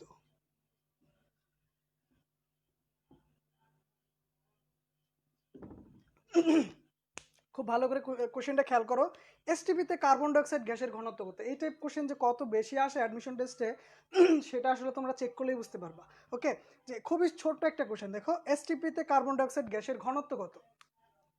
আচ্ছা, আমাদের কিন্তু ঘনত্ব রিলেটেড কোনো সূত্র এখানে দেখো নাই, আমাদের কাছে কোনো ঘনত্ব রিলেটেড সূত্রই নাই। যদি না থাকে তাহলে আমরা সেটা কিভাবে সলভ করবো, একটু খেয়াল করো। দেখো আমার কাছে একটা সূত্র আছে এসটিপি। দেখো এসটিপির কথা বলছে, তার মানে আমাকে এইদিকে এইটার দিকে তাকাইতে হবে, এসটিপি। ওকে, তাহলে আমরা লিখব ভি এসটিপিতে লিটার এককে বাই হচ্ছে 22.4। আর একটা জিনিস খেয়াল করো, আমরা কি লিখতে পারি না W/M। দেখো এটা আর এটা কি সমান না? এটা যদি সমান হয় আমি লিখতে পারি কি ভিএসটিপিতে লিটার এককে বাই 22.4 ইজিক্যাল টু W/M। ওকে ভাইয়া, খুবই সহজ ব্যাপারটা, একটু তোমরা আশা করি বুঝতে পারছো। চলো আমরা এখন কি করবো, নেক্সট স্টেপ হবে ভাইয়া, তুমি এই এমটাকে এখানে উঠাই দাও আর ভিটাকে নিচে নামাই দাও। তাহলে কি আসবে ভাইয়া, এই এমটা আসবে উপরে আর 22.4 আসবে নিচে, ইজিক্যাল টু এই W/V ইজিক্যাল টু ভাইয়া কি বলতো, ভলিউম, ওয়েট বাই ভলিউম। অর্থাৎ W/V সমানে কি ভাইয়া, আমরা জানি এম ইজ ইকুয়াল টু হচ্ছে রো ভি। তাহলে খেয়াল করো, রো ইজ ইকুয়াল টু হচ্ছে M/V। তাহলে এইটুকুই কি আমার ঘনত্ব না ভাইয়া? যদি এটা ঘনত্ব হয়, এইটুকু সমানে কি আমার রো, ঘনত্বের কথা বলছে। তাহলে জাস্ট তুমি কি করবা, এই যে দেখো কার্বন ডাইঅক্সাইড, তার জন্যে এই এম এর মান কত, 44 ভাগ করবো 22.4 দ্বারা। ঠিক আছে, আমি আবার বলতেছি, দেখো আমি কি করছি ভাইয়া, এই সূত্র দুটোকে একসাথে করছি। করানোর পরে এই ডব্লিউটাকে, এই এমটাকে উপরে নিয়ে আসছি আর ভিএসটিভিতে সেটাকে নিচে নিয়ে আসছি। W/V পাইছি, আর W/V মানে কি রো না, আর সেটাই কি আমার ঘনত্ব। আর এই ঘনত্বের মানটাই আমাকে বের করতে বলছে। তাহলে এমকে আমি ভাগ করতেছি জাস্ট 22.4 দ্বারা। অর্থাৎ এই ক্ষেত্রে রো ইজ ইকুয়াল টু আসবে হচ্ছে M/22.4 ইজিক্যাল টু কত ভাইয়া, কার্বন ডাইঅক্সাইডের জন্য 44 ভাগ করে হচ্ছে 22.4। রেজাল্ট কত আসবে সেটা আমাকে অবশ্যই একটু কমেন্ট করে জানাই দাও।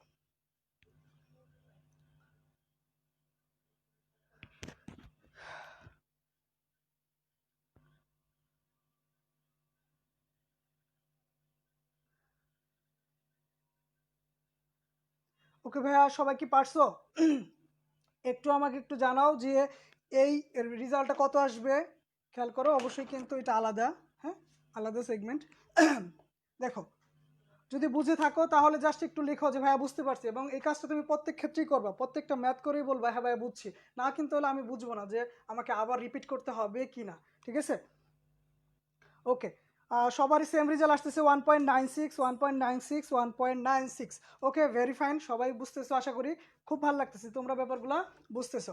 ওকে, এবং সহজ উপায়ে খুব কম সময়ে। ওকে, তাহলে এই অঙ্কটাও তোমরা বুঝে ফেলছো আশা করি। হ্যাঁ, বুঝি নাই আমি, আচ্ছা বুঝি নাই আমি, ফাইজানুর বলছে বুঝি নাই আমি। ওকে, তাহলে ফাইজানুর তোমার জন্য স্পেশালি আবার একটু চলো, আর যারা বুঝো নাই তাদের জন্য আবারও খেয়াল করো, সবাইকে বুঝে যেতে হবে ভাইয়া। খেয়াল করো বিএসটিপিতে আর আমি নিলাম হচ্ছে W/M, আমার চাইছে হচ্ছে ঘনত্ব, ঘনত্ব ইজিক্যাল টু হচ্ছে ভাইয়া রো ইজিক্যাল টু হচ্ছে M/V। এই রো এর মান চাইছে আমার কাছে, রো এর মান চাইছে, তাহলে আমাকে রো তো আসলে ডিরেক্টলি নাই, আমাকে বানাই নিতে হবে। কি করবো, বানাবা কিভাবে, এই যে এমটাকে উপরে উঠাই দাও 22.4 ইজিক্যাল টু এই ভিটাকে নিচে নামাই দাও, ভিটাকে নিচে নামাই দিলাম, WSTPতে এটাকে নিচে নামাই দিছে। ওকে, আর এইটুকু সমান কি ভাইয়া রো না, এটুকু সমানই হচ্ছে রো, আর এইটুকু সমান আমি কি লিখবো রো। তাহলে রো ইজিক্যাল টু কি M/24.22.4, অর্থাৎ এম এর মান কার্বন ডাইঅক্সাইডের জন্য কত ভাইয়া 44। ওকে, তাহলে জাস্ট তুমি কি করতেছো 44কে ভাগ করতেছো হচ্ছে 2.4 দ্বারা, যেটা আসবে সেটাই হচ্ছে আমার ঘনত্বের, সেটাই আসবে হচ্ছে ঘনত্বের মান। আশা করি এবার তোমরা বুঝতে পারছো। ওকে, তাহলে ভাইয়া যদি বুঝে থাকো সবাই, তাহলে চলো আমরা নেক্সট ম্যাথটাতে চলে যাই।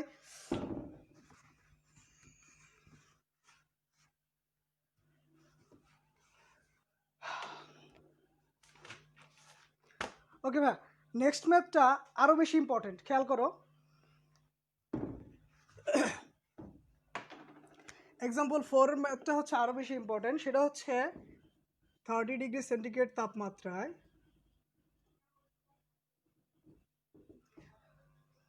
অক্সিজেন গ্যাসের ঘনত্ব 1030 গ্রাম পার মিটার কিউব। ওকে, এবার ইউনিটটা আমি অন্যভাবে দিছি, গ্রাম পার মিটার কিউব। দেখো 30°C তাপমাত্রায় অক্সিজেন গ্যাসের ঘনত্ব হচ্ছে 1030 গ্রাম পার মিটার কিউব। আচ্ছা ভালো কথা, দেন হচ্ছে কোশ্চেনটা হচ্ছে হলে, এত হলে চাপের মান কত। যদি এত হয় তাহলে চাপের মান কত। কোশ্চেনটা আবার একটু বুঝো, যে 30°C তাপমাত্রায় অক্সিজেন গ্যাসের ঘনত্ব দেওয়া আছে হচ্ছে এত হলে চাপের মান কত। দেখো চাপ রিলেটেড আর তাপমাত্রা রিলেটেড একটা অবশ্যই আমাদের একটা সূত্র আছে, সেটা হচ্ছে কি PV/RT। তাহলে আমরা কোন দিকে তাকাবো, আমরা তাকাবো হচ্ছে PV/RTর দিকে, আমরা তাকাবো হচ্ছে PV/RTর দিকে। এবং একটু আগেই দেখলাম যে ঘনত্বের কথা বললেই আমাকে এই দিকে তাকাইতে হয়, তাই না, ভর রিলেটেড কাজে যাইতে হয়। তাহলে ভর যেহেতু এই সূত্রটার মধ্যে আছে, তাহলে W/M হবে। তাহলে এইটা ইজিক্যাল টু এটা হচ্ছে সমান যদি হয়, তাহলে তোমাকে আসলে চাপের মানটা বের করতে বলছে। এখন তোমার কাছে কিন্তু ভি দেওয়া নাই ভাইয়া, তুমি একটা জিনিস খেয়াল করছো যে তোমার কাছে ভলিউম দেওয়া নাই, যেহেতু ভলিউম দেওয়া নাই তারপরে তোমার কাছে ওয়েট দেওয়া নাই, কিভাবে ম্যাথটা করবা, একটু আগেই কিন্তু করলাম। তাহলে আমরা কাজটা করবো হচ্ছে এইভাবে, পি এমটাকে আবার উঠাই দাও, এমটাকে সেমভাবে আবার উঠাই দাও, উপরে উঠাই দিলাম, নিচে RT তো আছেই, সাইডে কি লিখবা ভাইয়া, এই যে ডব্লিউ এই ভিটাকে তুমি নিচে নিয়ে আসছো, আবারই ভাইয়া সেম জিনিস, এই যে ঘনত্ব রো ইজিক্যাল টু হচ্ছে ভাইয়া M/V। তাহলে এইটুকু সমান কি লিখতে পারবো, রো লিখতে পারবো না, অবশ্যই। তাহলে আমরা এইখান থেকে এখানে চলে আসলাম, তাহলে আমরা PM/RT ইজিক্যাল টু লিখতে পারবো হচ্ছে রো। ওকে, তাহলে দেখো এবার রো এর মান আছে আমার কাছে, পি তো আমাকে বের করতে বলছে, এম তো আমি জানি, অক্সিজেন গ্যাসের জন্য এম এর মান কত 32, আর এর মান আমি জানি, টি এর মান আমার দেয়া আছে। তাহলে আমি সব ভ্যালু বসিয়ে দিব, চলো একটু ভ্যালুগুলা বসিয়ে কাজটা করে ফেলি। আমি তাহলে এই পাশটা একটু মুছে দিলাম, আশা করি তোমরা এতটুকু বুঝতে পারছো।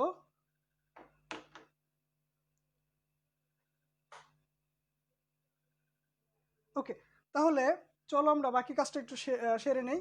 তাহলে একটু খেয়াল করো, আমরা একটু মানগুলো বসাই। তাহলে আমার চাইছে হচ্ছে পি এর মান, আমার চাইছে হচ্ছে প্রেশার কত, তাহলে এখান থেকে পি এর মান ইজিক্যাল টু কী হবে, পি এর মান হবে হচ্ছে আর গুণন করো RT রো ভাগ হচ্ছে এম। তাহলে মানগুলো একটু বসাও, আর এর মান কত ভাইয়া, আর এর মান হচ্ছে দেখো বসাবো হচ্ছে 8.314 ইন্টু টি এর মান হচ্ছে দেখো 30°C তাপমাত্রা, সেটাকে কেলভিন স্কেলে নিয়ে নাও, দেখো 273 যোগ হচ্ছে 30, তাহলে আসবে হচ্ছে 300 কেলভিন। ওকে, তাহলে ইন্টু 300। ঘনত্বের মান কত দেয়া আছে? 1030। ভালো কথা। দেন খেয়াল করো এম এর মান কত। এম এর মান হচ্ছে অক্সিজেনের জন্য 32। তাহলে পি এর যে ভ্যালুটা পাবা সেটা কত হবে সবাই একটু কমেন্ট করে আমাকে জানাও। পি এর যে ভ্যালুটা পাবা সেটা কমেন্ট করে জানাও, এবং সেটার একক কত হবে, পি এর যে একক সেটা কি সে পাচ্ছ তুমি, এটা তুমি আমাকে সবাই একটু কমেন্ট করে জানাও যে এখান থেকে পি এর যে ভ্যালুটা পাবা সেটা কত এবং তার একক কি হবে।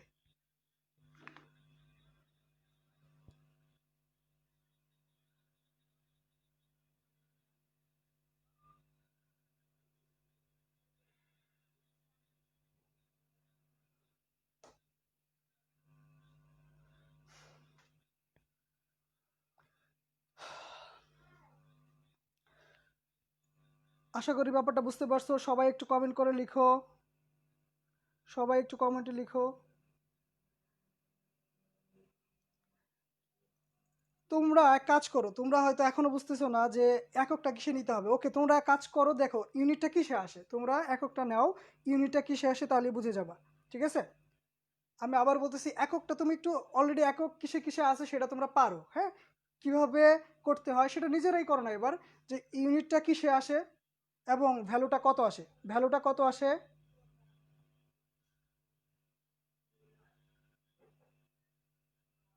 আচ্ছা, এখানে বলতেছে এম বাই ভি। হ্যাঁ, এম বাই ভি বলতে তুমি কি বলছো ভাই? আসলে ডব্লিউ বাই এম, এই ক্ষেত্রে আমি এম দ্বারা কি প্রকাশ করছি আর ডব্লিউ দ্বারা কি প্রকাশ করছি? এখানে ভর, এম হচ্ছে আণবিক ভর বা যেটা মোলার মাস বলতেছো। জাস্ট তুমি কি করবা, জাস্ট তুমি কি করবে হচ্ছে তুমি লিখবে হচ্ছে ডব্লিউ বাই ভি। ওই ভিটাকে জাস্ট নিচে নিয়ে আসবা, তাহলেই তোমার কিসে আসবে, ঘনতে চলে আসবে রো।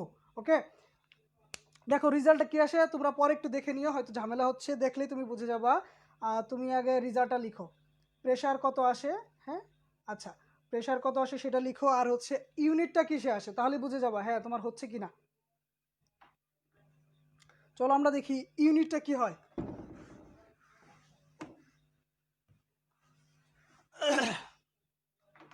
চলো আমরা একটু দেখি ইউনিটটা কি হবে। আচ্ছা, আমার কাছে আছে হচ্ছে P is equal to R T rho, আর হচ্ছে এম।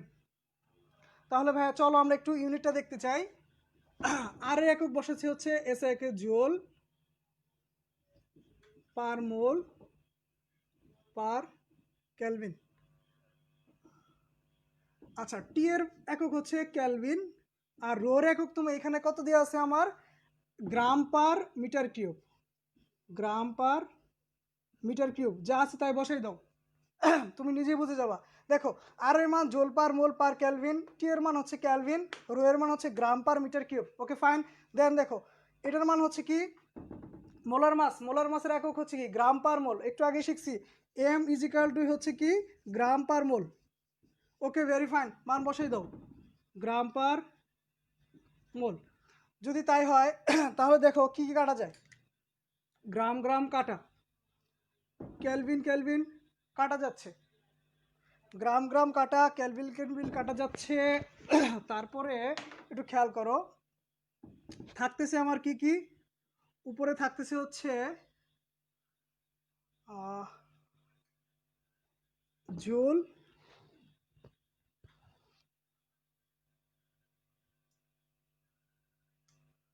আর মোল পার কেলভিন। ওকে, joule per mole per kelvin গ্রাম পার মিটার কিউব, গ্রাম পার মোল। তাহলে আমার কাটা যাচ্ছে হচ্ছে গ্রাম গ্রাম, মোল, হ্যাঁ মোল, হ্যাঁ মোল মোল কাটা যাচ্ছে, রাইট। ওকে, থাকবে হচ্ছে জুল আর হচ্ছে মিটার, হ্যাঁ জুল পার মিটার কিউবটা থাকবে। ওকে, দেখো তো এতটুকু তোমরা বুঝছো কিনা। আমার কাছে লাস্টে থাকে হচ্ছে জোল পার মিটার কিউব, তাই না, জোল পার মিটার কিউব এতটুকু থেকে যায়। এখন খেয়াল করো এই জোল সমান কিন্তু হচ্ছে নিউটন মিটার, রাইট, জোল সমান হচ্ছে নিউটন মিটার, আর এইখানে হচ্ছে মিটার কিউব। তাহলে একটু খেয়াল করো তো এই মিটার আর এখান থেকে কি যাবে, একটা মিটার যদি কাটা যায় থাকবে হচ্ছে কি নিউটন পার মিটার স্কোয়ার। দেখো তো, আর এটা মানেই কি ভাইয়া? প্যাসকেল। আর এটাই কি আমার চাপের একক না? এখন যাদের কনফিউশন আছে তারা একটু মিলাই নাও, ঠিক আছে ভাইয়া? তারা সবাই একটু আমার সাথে মিলাই নাও, ওকে? সবাই একটু মিলাই নাও। দেখো, চাপের একক কি? প্যাসকেল। বা এসআই একক হচ্ছে প্যাসকেল বা নিউটন পার মিটার স্কোয়ার, ওকে? দেখো, ইউনিটটা আসতেছে কি? প্যাসকেলে। আশা করি সবাই ধরতে পারছো। যখনই সমস্যা হবে তখনই তুমি কোথায় যাবা ভাইয়া? ইউনিটের দিকে তাকাবা। হ্যাঁ, অবশ্যই। অর্জিয়া সাতিবা লিখছো হচ্ছে নিউটন পার মিটার, রাইট। মোল মোল কাটা হয়, হ্যাঁ কাটা হয়, রাইট। ওকে ভাইয়া, যারা বুঝো নাই তাদের সুবিধার্থে আমি আবার বলতে রাজি আছি। দেখো, তুমি আবার বুঝতে পারছো কিনা, না বুঝে ক্লাস থেকে বের হওয়ার কোনো সুযোগ নাই, ওকে? দেখো, এখানে লেখা আছে যে তুমি বুঝতে পারছো কিনা। দেখো, তুমি আবার একটু মিলাই নাও।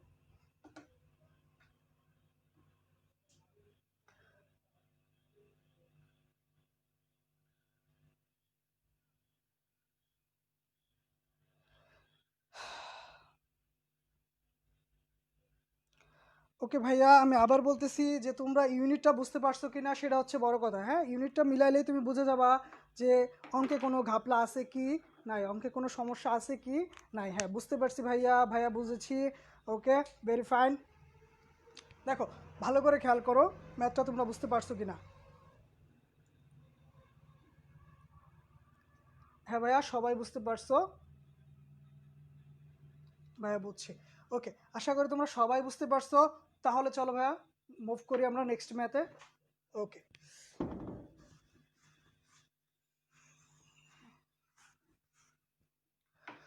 ভাইয়া, নেক্সট ম্যাথটা হচ্ছে খুবই তোমাদের পরিচিত একটা ম্যাথ, আমরা লাস্টে করব। সেটা হচ্ছে 200 ml, এক্সাম্পল 6 না 4 একটা হবে। ওকে, এক্সাম্পল 5। 200 ml HCl দ্রবণে 200 ml HCl দ্রবণে 1 মিলিগ্রাম HCl দ্রবীভূত আছে। HCl দ্রবীভূত আছে। 200 ml HCl দ্রবণে 1 মিলিগ্রাম HCl দ্রবীভূত আছে, ওকে? দ্রবীভূত থাকলে দ্রবণের মোলারিটি কত? দ্রবণের মোলারিটি কত? এত হলে দ্রবণের কোশ্চেনটা একটু খেয়াল করো। 200 ml HCl দ্রবণে 1 মিলিগ্রাম HCl দ্রবীভূত থাকলে দ্রবণের মোলারিটি কত? আচ্ছা, তাহলে একটু দেখো যে রিলেটেড যে সূত্র, আমি আসলে সবগুলা দিয়ে তোমাকে করাই ফেলছি, ঠিক আছে? একটু খেয়াল করো, এই যে এসবি, সেটা আমরা জানি কি? এসভি লিটার এককে ইজ ইকুয়াল টু কি? দেখো, ভর রিলেটেড কথা আছে না ভাইয়া? ভর রিলেটেড কোনটা? W/m। সেটা কত? W/m। যদি W/m হয় ভাইয়া, তাহলে একটু মানগুলো বসাই দাও, খুবই সহজ। এবং বড় কথা হচ্ছে এটা কিন্তু গ্রাম এককে, আবার বলতেছি এটা গ্রাম এককে, এইটা হচ্ছে লিটার এককে। তাহলে তুমি একটু খেয়াল করো, আমাকে বের করতে বলছে ঘনমাত্রা এস এর মান, আমাকে বের করতে বলছে মোলারিটি এস এর মান, এস ইন্টু ভি এর মান কত? 200 ml, তাই না? এই 200 ml-কে অবশ্যই আমাকে 1000 দ্বারা ভাগ করতে হবে লিটার এককে নেওয়ার জন্য। কারণ এই সূত্রটা হচ্ছে ভাইয়া লিটার এককে আনার জন্য। দেখো, এটা হচ্ছে লিটার এককের জন্য। এই যে দেখো, লিটার এককে, খেয়াল করো, লিটার এককে। তাহলে এস ইন্টু 200 ভাগ 1000 ইজ ইকাল টু, আমাকে ডব্লিউর মান বের করতে বলছে। ডব্লিউ এম এর মান হচ্ছে এইচসিএল এর জন্য 36.5। কেন? এইচসিএল এর জন্য 1 + 35.5, তাহলে আসা হচ্ছে 36.5। তাহলে এস, এইখান থেকে তুমি ঘন ডব্লিউ যে আছে সেটা কত ভাইয়া? একটু খেয়াল করো, ডব্লিউ হচ্ছে 1 মিলিগ্রাম আছে। কিন্তু মোস্ট ইম্পর্টেন্ট কথা, আবার বলতেছি মোস্ট ইম্পর্টেন্ট কথা, এটা কিন্তু গ্রাম এককে প্রকাশ করতে হবে, না হলে কিন্তু ওই যে একক মিলবে না, মোলে আসবে না। তাহলে এটা যদি গ্রাম এককে প্রকাশ করতে হয়, তোমার কাছে আছে হচ্ছে 1 মিলিগ্রাম, তাহলে 1 মিলিগ্রামকে তুমি কিসে নিবা? গ্রামে প্রকাশ করবা। 1 গুণন 10⁻³ গ্রাম হয়ে যাবে, ঠিক আছে?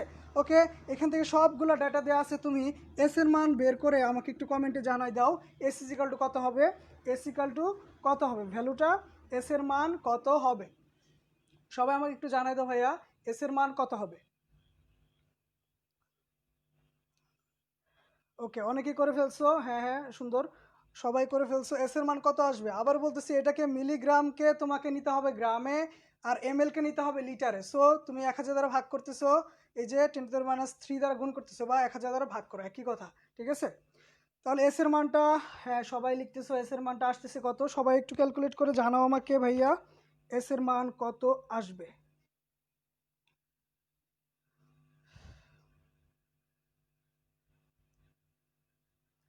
সবাই একটু কমেন্ট করে জানাও এস এর মান কত আসবে।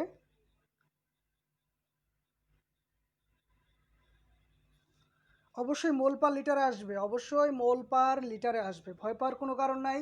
সমস্যা হলেই চেক করবা কি? ইউনিট। সমস্যা হলেই তুমি ইউনিট চেক করবা। ওকে, আচ্ছা, তাহলে আশা করি এই ম্যাথটাও তোমরা বুঝতে পারছো। এই রিলেটেড ম্যাথগুলো তুমি খুব সহজেই করতে পারবা। এরপরের যে টপিকটা সেটা হচ্ছে খুবই ইম্পর্ট্যান্ট, আমি আবারও বলতেছি ভাইয়া, এরপরের যে টপিকটা সেটা হচ্ছে তুল্য সংখ্যা আর তুল্য ভর রিলেটেড। তুমি যদি এই তুল্য সংখ্যা আর তুল্য ভর রিলেটেড জিনিসটা জেনে ফেলতে পারো, তাহলে এই অধ্যায়ের ম্যাথগুলো তুমি খুব সহজে করতে পারো। আমি আবারও ঠিক এইভাবে কথা দিতে পারি যে লাইনগুলো হবে এক লাইনের। তোমরা এই বেশিরভাগ ম্যাথগুলো করবে হচ্ছে এক লাইনে, অবশ্যই শর্টকাট ইউজ না করে। শর্টকাটের দিকে দৌড়ানো যাবে না, ঠিক আছে? ওকে, তাহলে আমরা চলো শুরু করি। তাহলে আশা করি তোমরা বুঝতে পারছো। আর ভাইয়া, যারা এখনো ভিডিওটা শেয়ার করো নাই, আমি আবারও বলতেছি ভাইয়া, যারা এখনো ভিডিওটা শেয়ার করো নাই তারা অবশ্যই ভিডিওটা শেয়ার করে দিবা। হ্যাঁ, এবং তোমার ফ্রেন্ডসদেরকে অবশ্যই মেনশন করো, তোমার টাইমলাইনে শেয়ার করে দাও।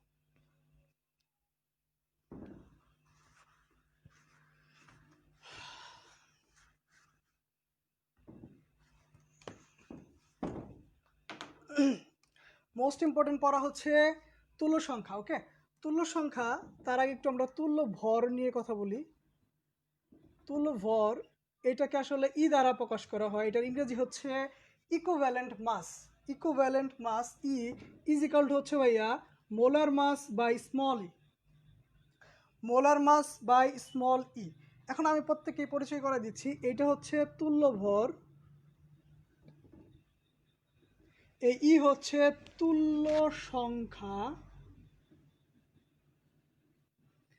এম হচ্ছে মোলার ভর।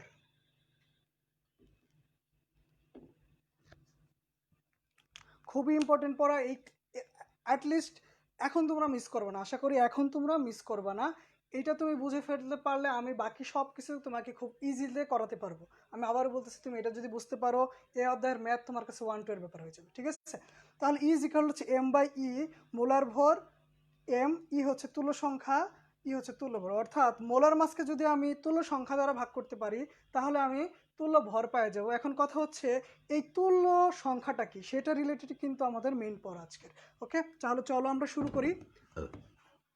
তুল্য সংখ্যাটা কি, আমাদের টপিকটা হচ্ছে এখন তাহলে কি?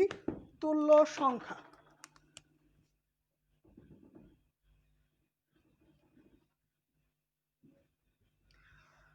ওকে ভাইয়া, তুল্য সংখ্যা খুবই খুবই সহজ এবং খুবই টেকনিক্যাল একটা ওয়ে। খেয়াল করো, তুমি একটা লাইন লিখো সবাই, যে যার যা আছে তাই তার তুল্য সংখ্যা। ভাইয়া, যার যা আছে তাই তার তুল্য সংখ্যা, এখন এটা কেমন কথা, তাই না? আসলে যার যা আছে বলতে কার কি আছে?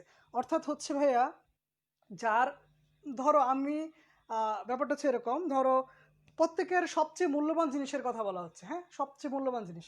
এখন ধরো প্রত্যেকের, অথবা এটাও বলা যায় যে সেটা হচ্ছে তার আইডেন্টিক্যাল একটা বৈশিষ্ট্য, যেটা দ্বারা তুমি এই বৈশিষ্ট্যটা আর কারো ওই রকমভাবে থাকবে না। খেয়াল করো, যার যা আছে তাই তার তুল্য সংখ্যা। যদি আমি বলি ভাইয়া অ্যাসিডের কি আছে, তুমি বলবা হাইড্রোজেন সংখ্যা H+।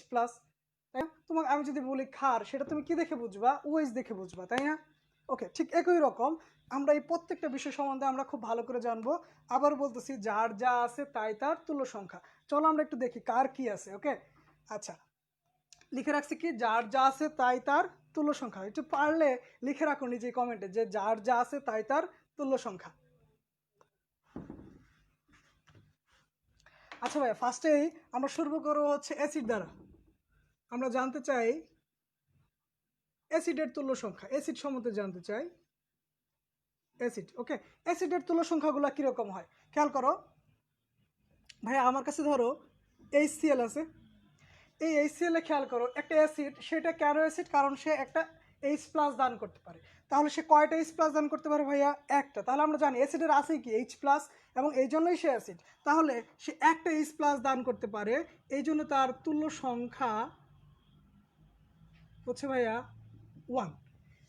যার যা আছে তাই তার তুল্য সংখ্যা। HCl এর আছে হচ্ছে H, তাহলে দেখো আমি কি বলবো, HCl এ আছে একটা H, তাহলে বলবো কি তুল্য সংখ্যা হচ্ছে 1। তাহলে একটু খেয়াল করো তো, H2SO4 এটার তুল্য সংখ্যা কত হবে ভাইয়া? দেখো তো, এটার মধ্যে প্রতিস্থাপনে কয়টা হাইড্রোজেন হাইড্রোজেন আছে ভাইয়া? 2টা। অ্যাসিডের ক্ষেত্রে তুল্য সংখ্যা হবে হচ্ছে প্রতিস্থাপনীয় H+ সংখ্যা। তাও আরেকটু সহজ করে তোমার জন্য লিখে দিলাম যে অ্যাসিডের ক্ষেত্রে প্রতিস্থাপনীয় হাইড্রোজেন সংখ্যাই হবে তার তুল্য সংখ্যা। তাহলে তুই দেখো HCl তুল্য সংখ্যা হচ্ছে 1, H2SO4 তুল্য সংখ্যা কত হবে ভাইয়া? 2 হবে। তাহলে একটু খেয়াল করো তো ভাইয়া যে H3PO4 এটার তুল্য সংখ্যা কত হবে ভাইয়া? H3PO3 তুল্য সংখ্যাটা অবশ্যই তাহলে কি হবে? 3 হবে। এখানে দেখো হাইড্রোজেন কয়টা আছে ভাইয়া? 3টা আছে, তাই না? অবশ্যই কয়টা হবে? 3 হবে। একটু যদি বুঝে থাকো আমাকে একটু বলো তো ভাইয়া, তোমরা আসলে বুঝতে পারছো কি না? আচ্ছা, ওকে। দেখো HCl এর তুল্য সংখ্যা হচ্ছে 1, H2SO4 এর তুল্য সংখ্যা হচ্ছে 2, H3PO3 এর তুল্য সংখ্যা হচ্ছে 3। আমি এগুলো তো লিখে দিলাম। তাহলে তোমাকে কোশ্চেন হচ্ছে যে H3PO3 এটা হচ্ছে ভাইয়া ফসফরিক অ্যাসিড, হ্যাঁ? আর এখন এটা হচ্ছে ফসফরাস। তোমাদের একটু বলে দেই, ফসফরাস অ্যাসিড। এই ফসফরাস অ্যাসিডের তুল্য সংখ্যা কত?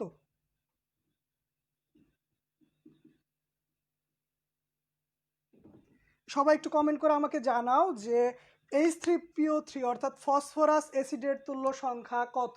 হ্যাঁ, সবাই একটু কমেন্ট করে আমাকে জানিয়ে দাও যে H3PO3 এর তুল্য সংখ্যা কত।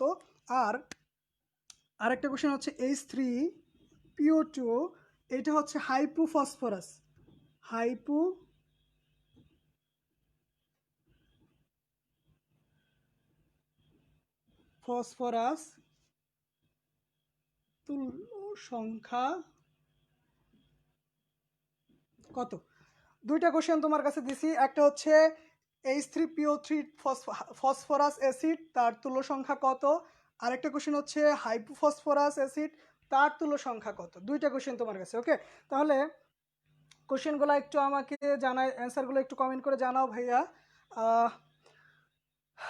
লিখছো হচ্ছে জান্নাতুল ফেরদৌস তানহা 3, ফয়সাল আহমেদ 2। এটা কার জন্য লিখতেছো? H3PO3 না H3PO2? হ্যাঁ ভাইয়া, খুব সুন্দর। কেউ লিখছো 3, কেউ লিখছো 2, কেউ লিখছো 2, কেউ লিখছো 3। আর নিচেরটা H3PO3 কোনটা কার একটু বলো আমাকে, সাইডে যদি একটু লিখে দাও। আচ্ছা, দুইটাই 3 হবে, 3, 2। হ্যাঁ, অনেক ধরনের কোশ্চেনের অ্যান্সার পাচ্ছি আমরা। হ্যাঁ, চলো আমরা ব্যাপারটা সলভ করে আসি, দেখি আসলে অ্যান্সারগুলো কীরকম হবে। আচ্ছা, ওই যে লিখছি প্রতিস্থাপা H+, অর্থাৎ যেটা H+ আকারে বের হয়ে যাইতে পারবে শুধু তারাই হচ্ছে কি এই তারই হবে তত সংখ্যক তুল্য সংখ্যা। ওকে, তাহলে চলো এই তিনটার মধ্যে যেহেতু দেখতে একই রকম, এই তিনটা যেহেতু দেখে একই রকম H3PO4 তিনটা দেখতে প্রায় একই রকম, চলো এই ব্যাপারগুলো একটু সলভ করে আসি। ওকে, তাহলে এই তিনটা বোঝার জন্য তোমাকে ফার্স্ট অফ অল তোমাকে করতে হবে তিনটার গাঠনিক স্ট্রাকচার রাখতে হবে। ওকে, গাঠনিক স্ট্রাকচার হচ্ছে যে H3PO4 এর জন্য হচ্ছে P,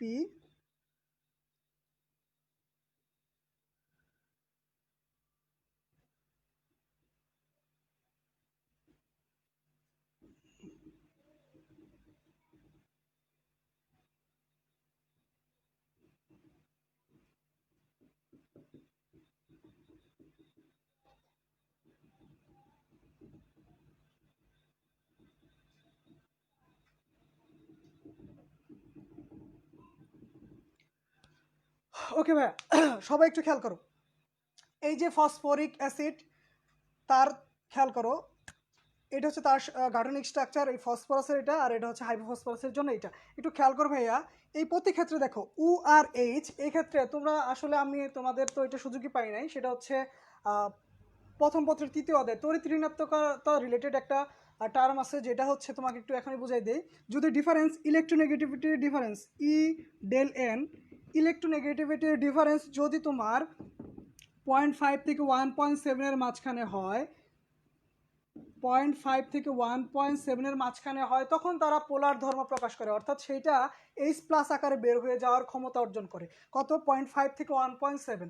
একটু খেয়াল করো ভাইয়া, সবাই জানি অক্সিজেনের ইলেকট্রোনেগেটিভিটি কত ভাইয়া? 3.5। অক্সিজেনের ইলেকট্রোনেগেটিভিটি হচ্ছে ভাইয়া 3.5, আর হাইড্রোজেনের হচ্ছে ভাইয়া 2.1। খেয়াল করো, অক্সিজেনের হচ্ছে 3.5 আর হাইড্রোজেন হচ্ছে 2.1, তাহলে আসে হচ্ছে 1.4। এই রেঞ্জটা কিন্তু 0.5 থেকে 1.7 মাঝখানে। যখনই এরকম হবে ভাইয়া, তখনই কিন্তু তাদের তড়িৎ ঋণাত্মকতা পার্থক্যের কারণে এই অক্সিজেনটা এই দুইটা ইলেকট্রনকে তার নিজের দিকে টেনে নেবে, তখন কিন্তু সে এইচ প্লাস আকারে বের হয়ে যাইতে পারবে। সে এইচ প্লাস আকারে বের হয়ে যাইতে পারবে। দেখো, এইটাও এইচ প্লাস আকারে বের হয়ে যেতে পারবে, এবং এইটাও কিন্তু এইচ প্লাস আকারে বের হয়ে যেতে পারবে। তাহলে এখান থেকে ভাইয়া তিনটা এইচ প্লাস আকারে বের হয়ে যাইতে পারতেছে। যেহেতু তিনটে এইচ প্লাস আকারে বের হয়ে যেতে পারতেছে, আমি আবারও বলতেছি যে ইলেকট্রোনেগেটিভ ডিফারেন্সের কারণে তিনটাই এইচ প্লাস আকারে বের হয়ে যেতে পারতেছে, তার জন্য তার তুল্য সংখ্যা হচ্ছে ভাইয়া 3। একইভাবে একটু খেয়াল করো, এই যে অক্সিজেন হাইড্রোজেন, এই অক্সিজেন হাইড্রোজেন এইখান থেকে কিন্তু দুইটা তো অবশ্যই বের হবে, কিন্তু এই যে ভাইয়া হাইড্রোজেনটা আছে সে কিন্তু বের হইতে পারবে না। কেন? কারণ ফসফরাসের তড়িৎ ঋণাত্মক হচ্ছে ভাইয়া 2.1, আর হাইড্রোজেনেরও হচ্ছে ভাইয়া 2.1। তাহলে ভাইয়া বলো তো, এটা কি বের হয়ে যেতে পারবে? অবশ্যই পারবে না। যেহেতু পারবে না, তাহলে তার তুল্য সংখ্যা কত হবে ভাইয়া? এই যে দেখো 2 হবে। ওকে, খেয়াল করো লাস্টেরটা হচ্ছে দেখো, তাহলে শুধু কয়টা বের হয়ে যেতে পারবে? একটা বের হয়ে যেতে পারবে। তাহলে আশা করি এই তিনটার জন্য দেখো এটাই ব্যতিক্রম, একমাত্র ব্যতিক্রম। ঠিক আছে, তুমি এই তিনটা যে বলে ফেলতে পারো এবং অ্যাডমিশন টেস্টে দেখবা ঘুরে ফিরে ভাইয়া কিন্তু এই তিনটাই আসবে। ওকে ভাইয়া, ঘুরে ফিরে এই তিনটাই ব্যতিক্রম আসবে। তাহলে দেখো, এই যে এটা হচ্ছে 3, এটা হচ্ছে 2, এটা হচ্ছে 1। আশা করি তোমরা সবাই বুঝতে পারছো। ওকে ভাইয়া, তারপরের টপিকটাতে চলে যাই আমরা।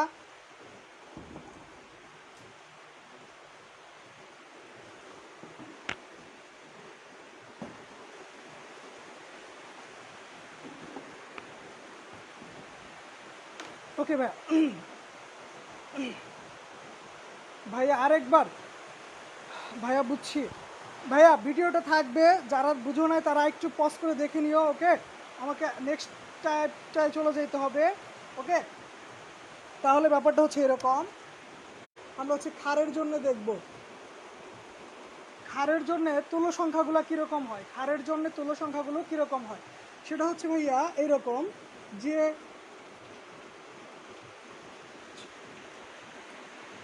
ওয়েজ সংখ্যা তুমি দেখবা হচ্ছে কতগুলো ওয়েজ সংখ্যা আছে, সেটাই হচ্ছে ক্ষারের জন্য তুল্য সংখ্যা। ওকে, দেখো সোডিয়াম হাইড্রোক্সাইড, তার তুল্য সংখ্যা তাহলে কত হবে ভাইয়া? 1। ওকে, সোডিয়াম হাইড্রোক্সাইডের জন্য তুল্য সংখ্যা মান হবে 1, এবং এই ম্যাগনেসিয়াম হাইড্রোক্সাইড, তার তুল্য সংখ্যা হতে হবে ভাইয়া, যেহেতু ওএইচ আছে 2টা, তাহলে তার তুল্য সংখ্যা হবে 2। একইভাবে অ্যালুমিনিয়াম হাইড্রোক্সাইড, তার তুল্য সংখ্যা হচ্ছে 3। হ্যাঁ ভাইয়া, প্রচুর বৃষ্টি হচ্ছে, টিনের ঘরের প্রচুর শব্দ হচ্ছে, টিনের ঘরের বৃষ্টির পড়ার শব্দ। ওকে, আচ্ছা ভাইয়া খেয়াল করো, সোডিয়াম হাইড্রোক্সাইডের হচ্ছে 1, ম্যাগনেসিয়াম হাইড্রোক্সাইড হচ্ছে 2, অ্যালুমিনিয়াম হাইড্রোক্সাইড 3। কেন? কারণ প্রতি ক্ষেত্রে দেখো ওয়েজ সংখ্যা একটা, এক্ষেত্রে 2টা, এক্ষেত্রে 3টা। আশা করি বুঝতে পারছো, ক্ষার নিয়ে কোনো ঝামেলা নেই। ওকে, দেন ওকে দেন তারপরে চলো আমরা, আশা করি ব্যাপারটা বুঝতে পারছো, ক্ষার নিয়ে কোনো সমস্যা হওয়ার কথা না।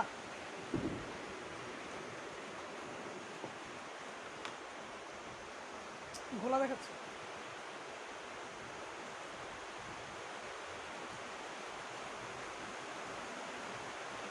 হ্যাঁ ভাইয়া, প্রচুর গরিব।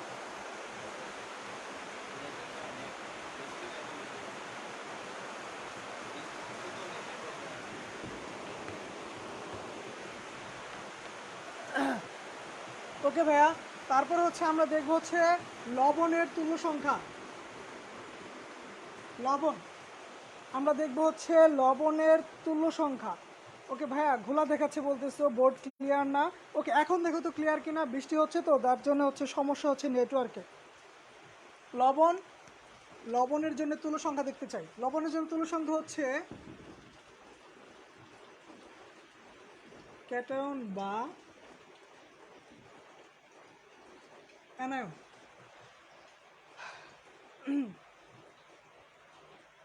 ক্যাটায়ন বা অ্যানায়নের মোট চার্জ, ক্যাটায়ন বা অ্যানায়ন এর মোট চার্জ। লবণ হচ্ছে ভাইয়া ক্যাটায়ন বা অ্যানায়নের মোট চার্জ। লবণের তুল্য সংখ্যা হবে ক্যাটায়ন বা অ্যানায়নের মোট চার্জ। মাঝখানে কিন্তু একটা ওয়ার্ড আছে বা, এই বা দ্বারা কী বুঝো? অথবা, তাই না? তাহলে তোমাকে আমি একটা কথা বলি, লাইক ধরো সোডিয়াম ক্লোরাইড, তার তুল্য সংখ্যা কত হবে? তুমি হয় ক্যাটায়নের চার্জ নিবা অথবা অ্যানায়নের। ক্যাটায়নের চার্জ কত এই ক্ষেত্রে? +1, তার মানে তুল্য সংখ্যা কত হবে? 1। আচ্ছা, তুমি যদি অ্যানায়ন নিয়ে হিসাব করো, ক্লোরাইডের চার্জ কত? -1, তার মানে কত? 1। তাহলে তুমি এক্ষেত্রে 1ই পাচ্ছ, আলটিমেটলি রেজাল্ট সেম। এরপরে খেয়াল করো, তোমাকে যদি বলে আমি যে ম্যাগনেসিয়াম ক্লোরাইড, তাহলে ভাই তোমরা একটু কমেন্ট করে জানাও তো যে ম্যাগনেসিয়াম ক্লোরাইডের তুল্য সংখ্যা কত হবে। এই ইনফরমেশনটা জাস্ট মাথায় রাখবা যে ক্যাটায়ন বা অ্যানায়নের মোট চার্জ। ওকে, তাহলে তোমরা একটু বলো ম্যাগনেসিয়াম ক্লোরাইডের তুল্য সংখ্যা কত হবে।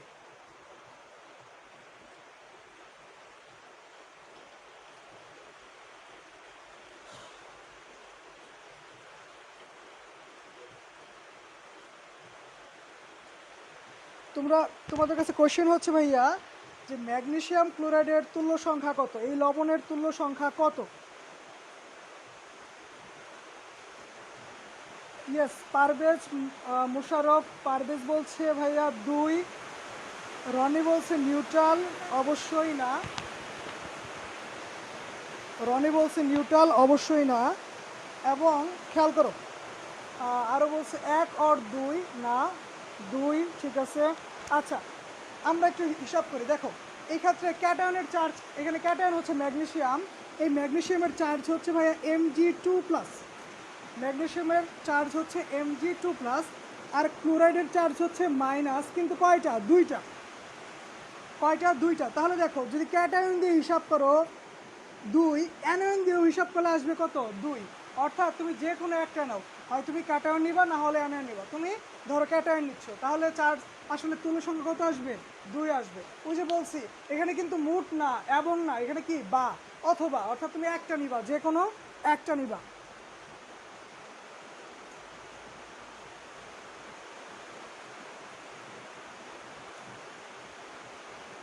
ওকে, আশা করি তোমরা বুঝতে পারছো। তাহলে ভাই সেম ওয়েতে যদি বলি sulphuric acid, sorry, sodium sulphate, sodium সালফেটের জন্য তুল্য সংখ্যা কত হবে ভাইয়া? 2 হবে, অবশ্যই। কত হবে? তুল্য সংখ্যা হবে 2। সোডিয়াম সালফেটের জন্য তুল্য সংখ্যা কত হবে ভাইয়া? 2 হবে। দেখো Na+, এটা Na+ 2টা, আর SO4 2-।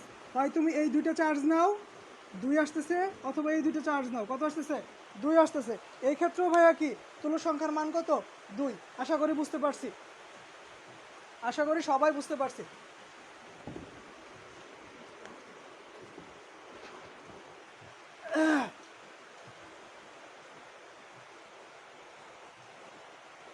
ওকে ভাইয়া, দেন এরপরে চলো আমরা জারক আর বিজারক নিয়ে একটু কথা বলি, শুধু একটু।